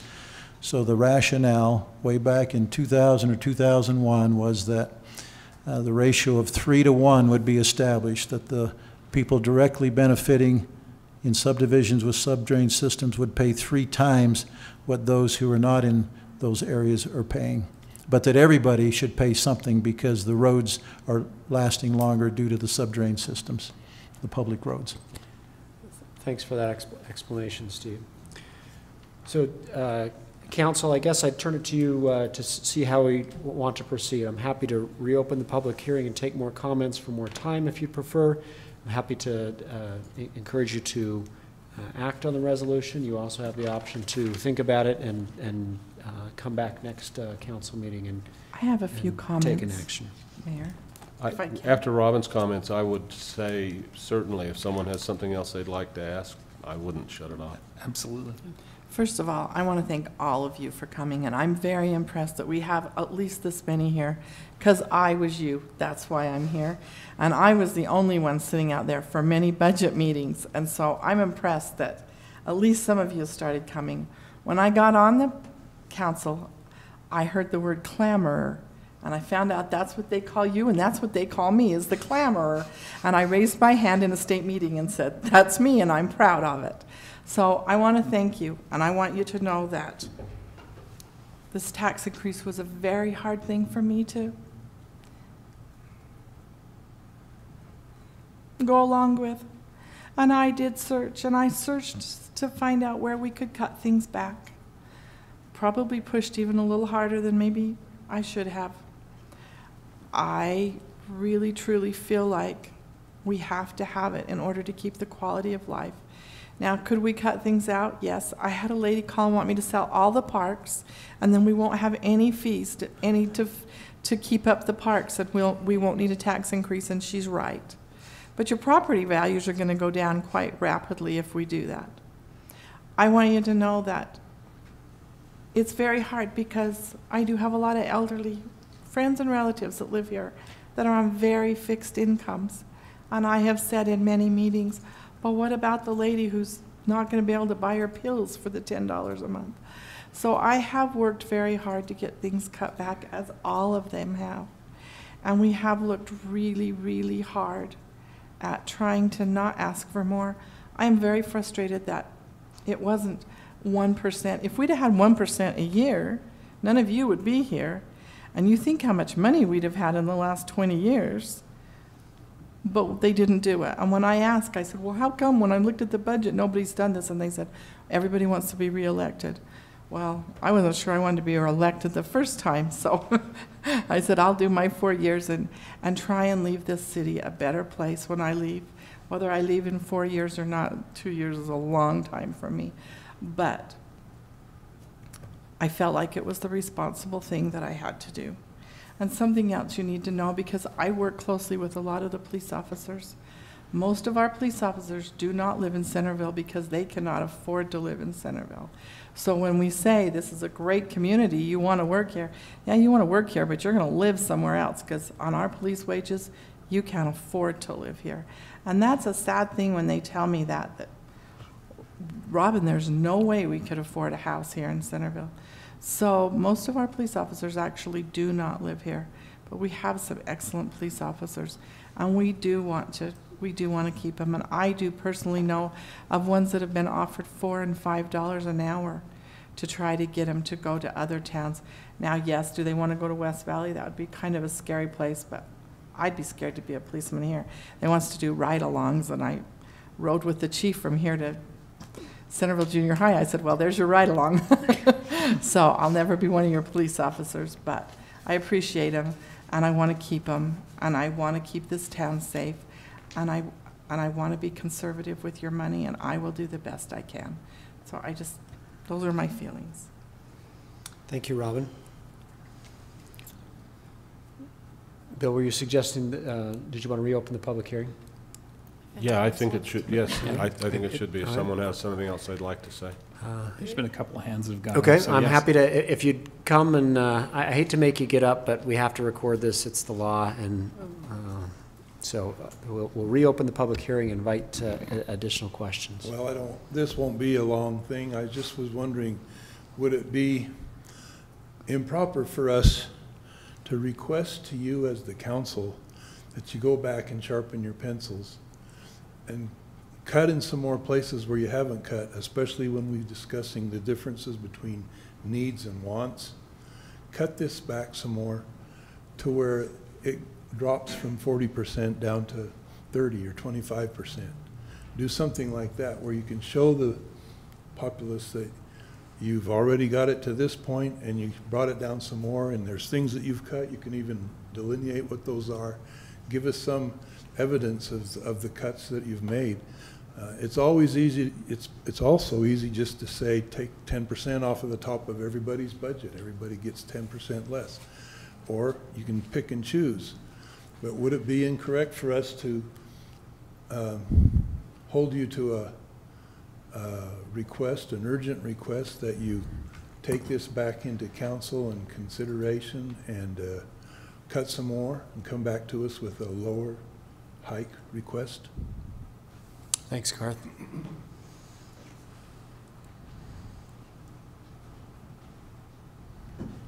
So I like police protection. I think it's a good thing. I understand that the standard is 1,000 citizens to every policeman. So I think looking at your numbers, you're proposing going from 18 to 21? No. No. No. No, that 21 was the total number of personnel in the police department, 18 of which are officers or the chief and an assistant chief. So there was no proposed increase No. for officers? No. Okay. I guess I don't have anything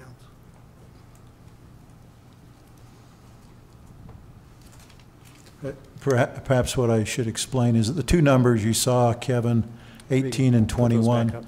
The 18 was the total number of full-time employees in the police department in the year 2000. 21 was the total number of full-time employees in this year, as of now. So there's been an increase of 3, and those have been 3 officer positions added since 2000. That's the 18 and the 21.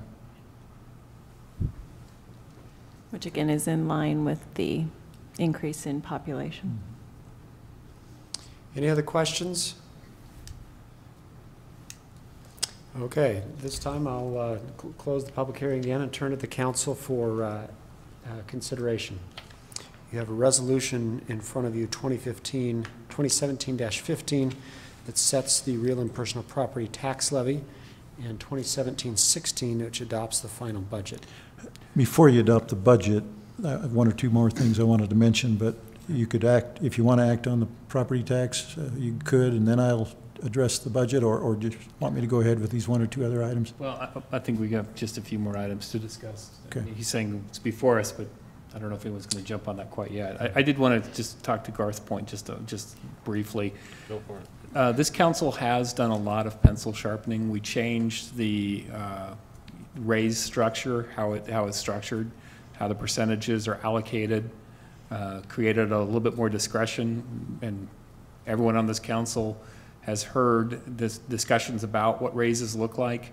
And I was in there, I know Bill had mentioned something about not everyone should always qualify for the top raise. There has to be some sort of ranging in there. It's tougher the smaller your group is. You know, you get to a large size organization, it's really easy to pick the 10% who don't get a raise and those who are going to get a raise. When you get to smaller organizations, it gets harder, especially when the organization is in place for a long time with not a lot of turnover.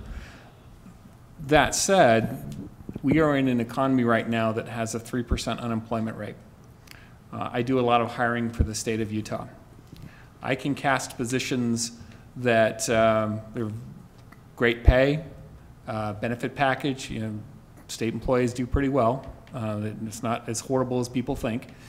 And I might have an application out there on the major job websites for weeks, and I get 1 or 2 applicants who tend to not be qualified because there simply just isn't a need to be filled right now in that particular market because of that low unemployment rate. So we have to be careful, at least from my perspective, is we can't treat people as a commodity. If we do, there are other opportunities for them. One of the things that we do enjoy about the city services is it's driven by staff activities. It's not driven by the council. Most of us are doing something else during the day. So I think it's important to be careful how we regard people and make sure that they're not a commodity. And I'm not saying, Garth, that you said they were. You know, but raises are they're always a sticking point for employees because their costs go up just as well. And in most cases, if you look at the city employees, it's not top of grade. They're not paid. If you look just in the surrounding northern Utah area, our police officers, you look through all the grades, they're not at the top of the pay scales. So there must be some other factor that's keeping them here other than their very cooperative city council. So I don't know, Lisa's got a different look on her face. We'll talk later, Lisa.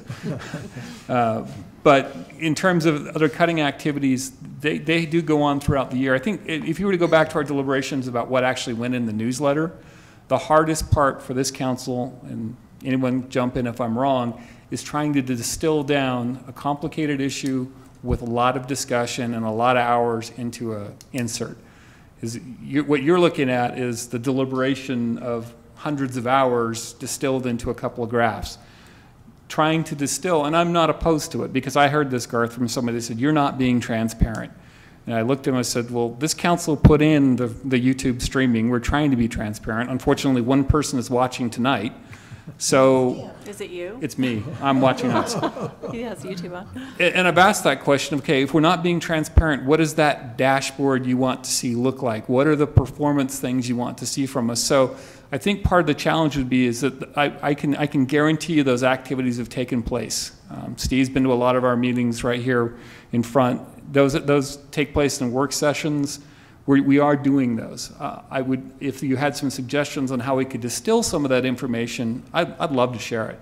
But I struggle with how we condense, a year and a half worth of work into something that people could say, we believe you. That's a tough one for me. I would also add to that, agreed with what he said, that this tightening and pencil sharpening process has been going on for many, many years. So there have been many years in the past where city management has come and said, services, we're not going to be able to keep up with the level of service that our residents are used to. We need to raise taxes. And the answer's been no. And so then the response has been, cut those department budgets, ask those department heads to be even more frugal.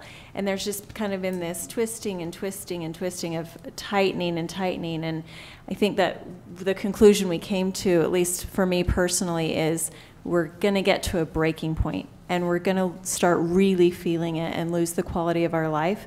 And I think our staff was really feeling it. And it was getting just too hard to squeeze anymore and still be able to do their jobs. So it's been a great process this year and a half with this council, but it's been a lot of work by a lot of past councils in being very, very frugal as well. I didn't want to claim that we were the only ones. Okay. Yeah. No, I just want to make sure. It was the comment I was going to make. I got it. I was just saying, no, there have been predecessors who worked on that. I guess one last comment. Sorry, Paul. Comment has been made. I've heard it tonight. We had a long email about it earlier today about proper role of government, about the fluff and the extras versus the things that are necessary. And I happen to get that at home a lot because my wife has become constitutional, or a constitutionalist. She's taken a couple of constitution classes, and I'm always hearing about what is the proper role of government. And certainly we have some things that probably are not the proper role of government. But I guess we need to remember as a council, and you gentlemen, because we don't have any ladies out here tonight, need to remember that we've got about 20 people here, most of whom have some issue with what we are approaching doing. There are another 17,000 people, most of whom are too apathetic to be here, but many of whom expect us to continue with programs that have been begun, like the sports programs, like the Whitaker Museum, like the Christmas lights, like the fireworks, and other things. And our problem is to try and play Solomon and figure out how to keep the Centerville that we've had for the last 20 plus years, 30, 40, 50, 100 years, and how to keep the most citizens happy and satisfied with what we have. And it's a juggling act. And it's not fun, but that's what we signed up for. Well said.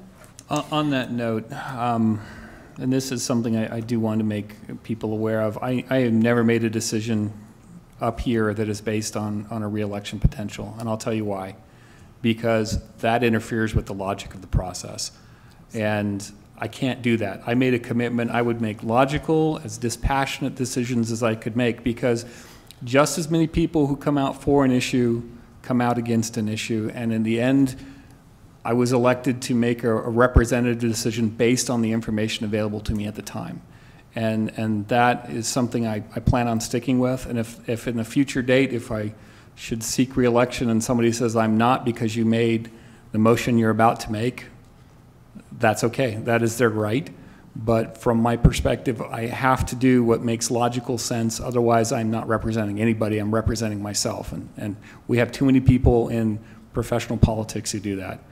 A citizen legislator should never, ever do that. So on that note, I'm going to motion that we adopt Resolution 2017-15, a resolution setting the 2017 real and personal property tax rate for Centerville, or for general fund for Centerville City, Utah. Is there a second to that motion? Second. Oh, it's a tie. Bill, you can have it. Okay.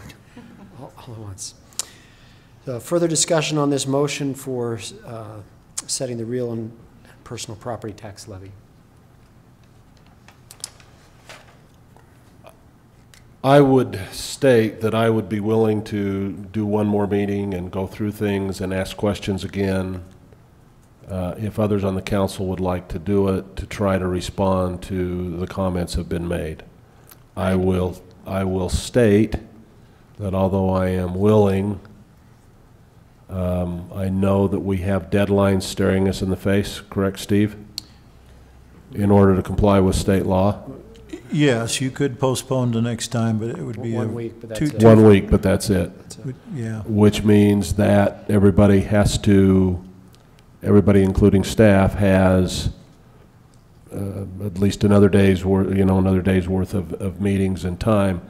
And I suspect that unless someone comes up with a significant line item that we no longer want to continue, like Parks and Recreation, which is a non-starter as far as I'm concerned, that it would not be in anyone's best interest to do that. But I am willing if the majority would like, or if some Bill, would I'm like. not going to be in town next week, and I'm not sure if I'm going to call in. And I think that there's a really powerful statement here that we have a unanimous council on this, that we've spent the time, and that we're fiscally conservative, and we suspect it will be a unanimous vote. So I'd like for it to be a complete vote. But I also agree with the sentiment, and I think that what I would suggest that we do is we put pencil to paper and make that list of all that we can identify that has happened over even the last 2 decades, and get that to the citizens, so that the same work is being done, the communication of some identifiable areas where we've worked to be frugal could get communicated. So a motion on the table, further discussion? I just want to respond to Bill's comment. I think, Bill, ultimately, I don't know that it will change the outcome significantly. I don't think it does. But to that point, one of the things that always rankled me, being, you call them the clamor? Because the clamor, we're all, the clamorers, because I was in the clamor as well. It was very hard to have my comments listened to and then have a city council make a decision, and especially in the same night. In this case, I think the hard part is that the amount of research behind the scenes and hours have been put in, and like I've been telling a lot of members of the public, for every hour I'm putting in on financial matters, Bill's probably putting in 6, just based on what he does as a profession. I think that the pencil sharpening activity could yield something, but it's not going to change significantly the overall picture. But I'm in agreement with Tammy, and this goes back to that transparency issue. If people want to know what we've done, maybe we can find a way to distill it, but it's really tough to condense all of that. It is tough. Yeah. So I would still advocate that we go forward with the motion as stated. I like the idea of going through the exercise of sharpening the pencil one more time. I can't even count how many meetings we've already spent on this budget.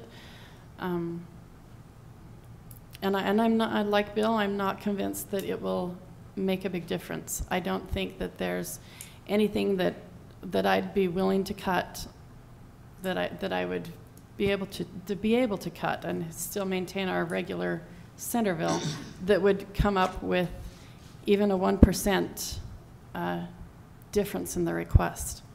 And I hate to say that, but we really have worked at what can we reduce. So I'm willing to do it if people want to do it, but I'm with George. I think it's good for one thing, for people to see that we asked the question and then we responded, and they don't have to watch 2 council things to find out. But if it would make you feel better, I'm willing to have an extra meeting and try one more time. I want to respond to that.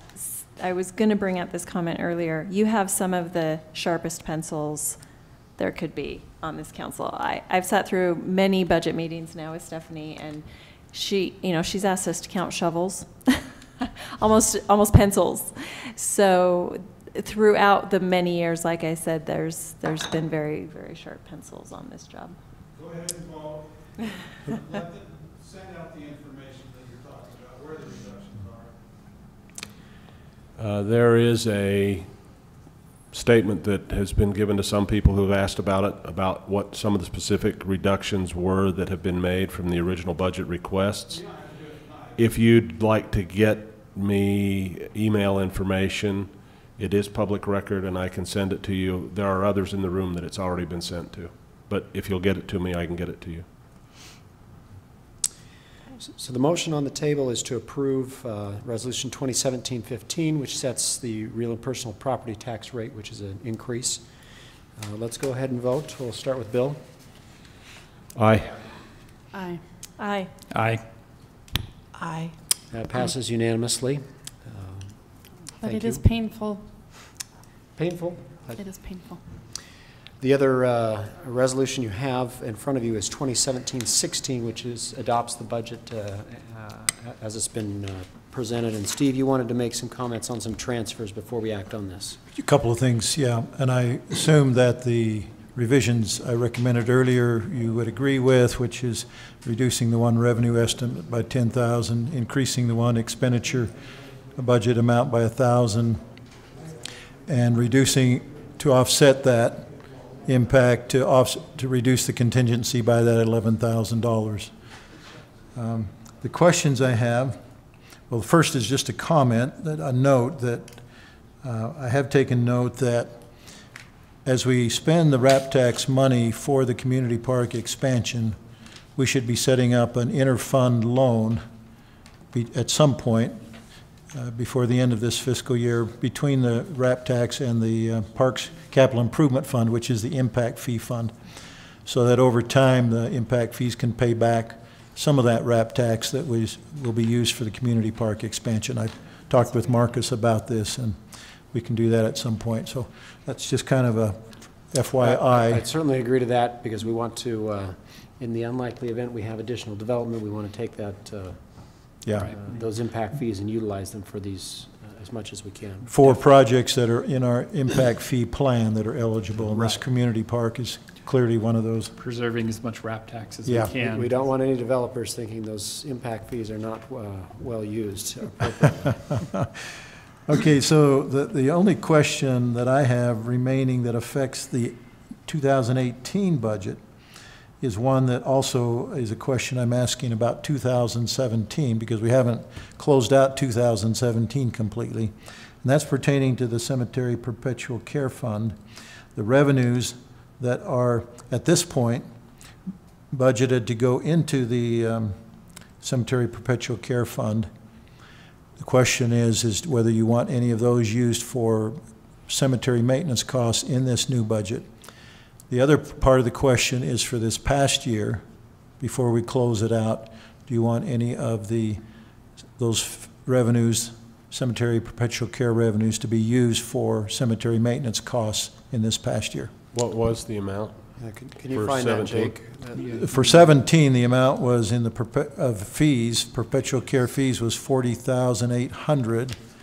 And the monument fees, which go into the perpetual care fund, also was $4,900. So that's $45,700 this past year. I personally would like to see it in the perpetual. Well, we know it's not going to cover the total maintenance costs, Right. but we should reflect some. I mean, that's the point in having a fund, right? I would propose that we move 80% into the general fund to cover the maintenance and leave 20% in the cemetery fund. I would agree with that. I think that's a good ratio. For both the past year and this coming year, this new year? 80% over the minimum 37,700 that has to stay there. Right. Well, Right. that's already there. So it's out of the 45,000 new, 80% goes for the maintenance, and 20% goes into the fund. So the 37 now goes up by 20% of 45 or 9,000 approximately. So it still shows a build, but it is offsetting some of the costs. And Steve, in terms of the past year, the benefit of doing that is just additional. Well, increases our fund balance in the general fund and gives us a little more margin Money's been above spent that minimum. Yeah. Do you want more in the perpetual care fund, or do you want more in the general fund reserves? Yeah, that's what it is. That's the trade-off. Yep. And I certainly would support what you're proposing. I'm obviously go either way you want to go, but I have no objection to what you're proposing. That's what I would suggest. So can we? That sounds good to me too. I am really nervous about where our general fund balance is right now. Okay. And well, we've spent from the general fund to maintain the cemetery, and I'd feel comfortable with Bill's proposal. If that's the case, then I would appreciate a motion on the record so that we have that support for our auditors. Okay, I would move that 80% of the revenues for the cemetery fund, which are in the cemetery fund, 80% of the revenues from the cemetery, which constitute the monument fees and the perpetual care fees. And there is one other, a portion of the burial fee goes into there as well. Okay. So maybe you could say 80% of those fees that otherwise based on our fee schedule, I guess it is, and ordinances that would go into the cemetery perpetual care fund normally would be used for current year and 2018 year maintenance of the cemetery. Right. 20% going into 20% staying in the fund. Yeah. And I would second that motion. It's been moved and seconded that as a policy, we apply 80% of the cemetery-related funds that would normally go to perpetual care towards immediate maintenance and 20% towards long-term perpetual care. All in favor? Aye. Aye. Any opposed? That passes unanimously. Okay, then that leaves me with one more matter that you assigned us last week, and that's regarding the recreation fund and whether there is some balance there that for this past year that we could reverse some of that transfer of that 41,000 into the recreation, from general fund to recreation fund. We've talked about it with Marcus and Jake and I, and we recommend that you reverse 20,000 of that transfer from for this past year. I explained to you last week that for the new year, we're showing only 10,000 going into the rec fund and 31,000 being identified as possible to going to the sanitation fund, but simply for the purpose of covering that. Due to? Yeah, for which we don't expect is going to be needed by the end of the year, but have to by law show something to avoid a slap on the hand by the state auditor. So, but for this past year, would recommend that 20,000 of that 41,000 transfer that was made be reversed, goes back to the general fund before we close the books. Have I said that right, Marcus? Yeah, we anticipated. Coming up, Marcus, you're definitely an official guy. We got to have you on the record. In looking at the invoices that have been coming in after year end that relate to old year in the rec department, we think the recreation department with that $41,000 transfer is going to have a net income of just over 20,000. So we thought it would be good just to be break even, and by moving back the 20 grand, that would be about a break even for that rec fund.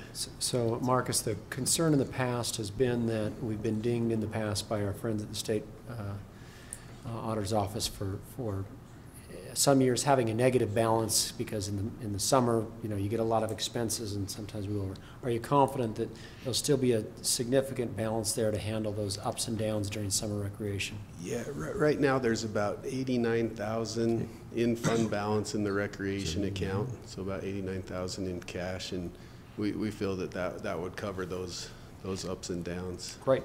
So 31,000, basically, of that you assume is, we're going to draw down 31,000 for this new year and 20,000 for the past year, so. Do you need a motion for that, or are you okay with that direction? I'd like a motion that we, for the past year. Since I'm the one that brought that up last time, I would propose that we reverse $20,000 of the transfer to the recreation fund from the general fund for the year 2017 in view of the positive fund balance that the recreation fund has. Yeah. Is there a second? Second. Any discussion? All in favor? Aye. Any opposed? That passes unanimously. Thank Great, thank you. Any additional changes? We're there. All right. I'm going to motion it then. Okay. Go for it, George. It's your turn. All right. I'm on a roll. If I'm going to get my house pegged, then maybe I'm going to start now. Motion to adopt Resolution 2017-16, adopting the fiscal 2018 final budget with the changes detailed tonight, including a breakout on the capital projects as previously discussed. Yeah, that's right. Forgot that. Yep. That's why I wrote it down, just in case. Is there a second to that? Second. Any further discussion? If not, let's do a roll call vote, starting with Robin. Aye. Aye. Aye. Aye. Aye. That passes unanimously. Thank you very much. Mayor, may I just say thank you for spending so much effort and time, investing so much effort and time in this budget. It's been a long road. It's been a painful year this year with the changes in the Yeah. finance department. Yeah. Yeah, and my personal thanks to Jake for his assistance. It's been absolutely invaluable. I wouldn't have been alive if I didn't have Jake assisting me, and then Marcus has also been a team player with us. You're going to update Jake's little nameplate there, right? Oh, yeah. Thank you. We got to do that. I don't know if we have the budget. I'd also like to include Bill in that because I think And he's Bill, really given the absolutely. council a confidence in being able to make the decisions we've made. Absolutely. Amen to that, Bill. And our thanks to you, Steve, for Thank the you. Yes. extra time and heartache that Thank you. you've spent on this. But have you covered the number 2 issues related to the FY17 financial statements? Yeah, those were the ones. Thank you. Before we adjourn, Just a second, Mayor. Can you think of anything else we need to ask? Okay, all right. Thank you. given the news that Councilman Fillmore will not be here next week for our meeting, right now we have a couple things on the agenda. First of all, Mr. James will be happy to hear that we have a agreement with the county for the First South property on the agenda. I'm happy to hear that. That's news for all of us. And I directed Steve to move that to number 1 on the agenda. And when does the fence come down? Well, they said within short order, whatever that means. So we're going to authorize Lee to go out there with his wire clippers.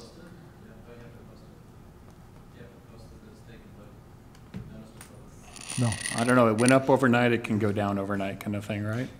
Well, it will take a little time to have the fence come down, but the proposal is we have the agreement and all the attachments, the exhibits, so it's adopting an interlocal agreement, and the We have to county do it, and then the county has to do it, too. commission, thanks to Michael Kendall in the county attorney's office, he's put in a lot of work, as well as their surveyors, to speed this up, and they're trying to get it on the commission's agenda for the 15th as well, so I'm hoping they can get that on. Otherwise, they meet weekly.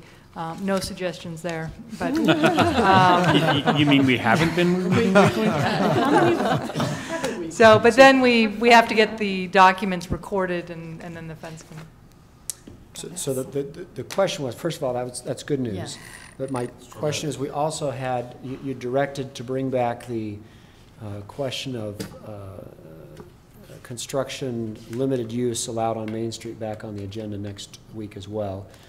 Do you want to take that next week knowing Tammy will be gone, or is there any additional research or information that you want before that comes back to the council? I know it's been something that's been weighing on some minds. Well, the reason it was delayed, according to the record, is to allow more time for public comment. It's a continuation of the public hearing. That's what it was. So it's a recommendation is hold the public hearing anyway. You may not make a decision on it, but we can have another public hearing. Okay, well, we'll hold the public hearing and see where we it goes. Where we go. Okay, motion to adjourn? So moved. Second. All in favor? Aye. We're adjourned. All right.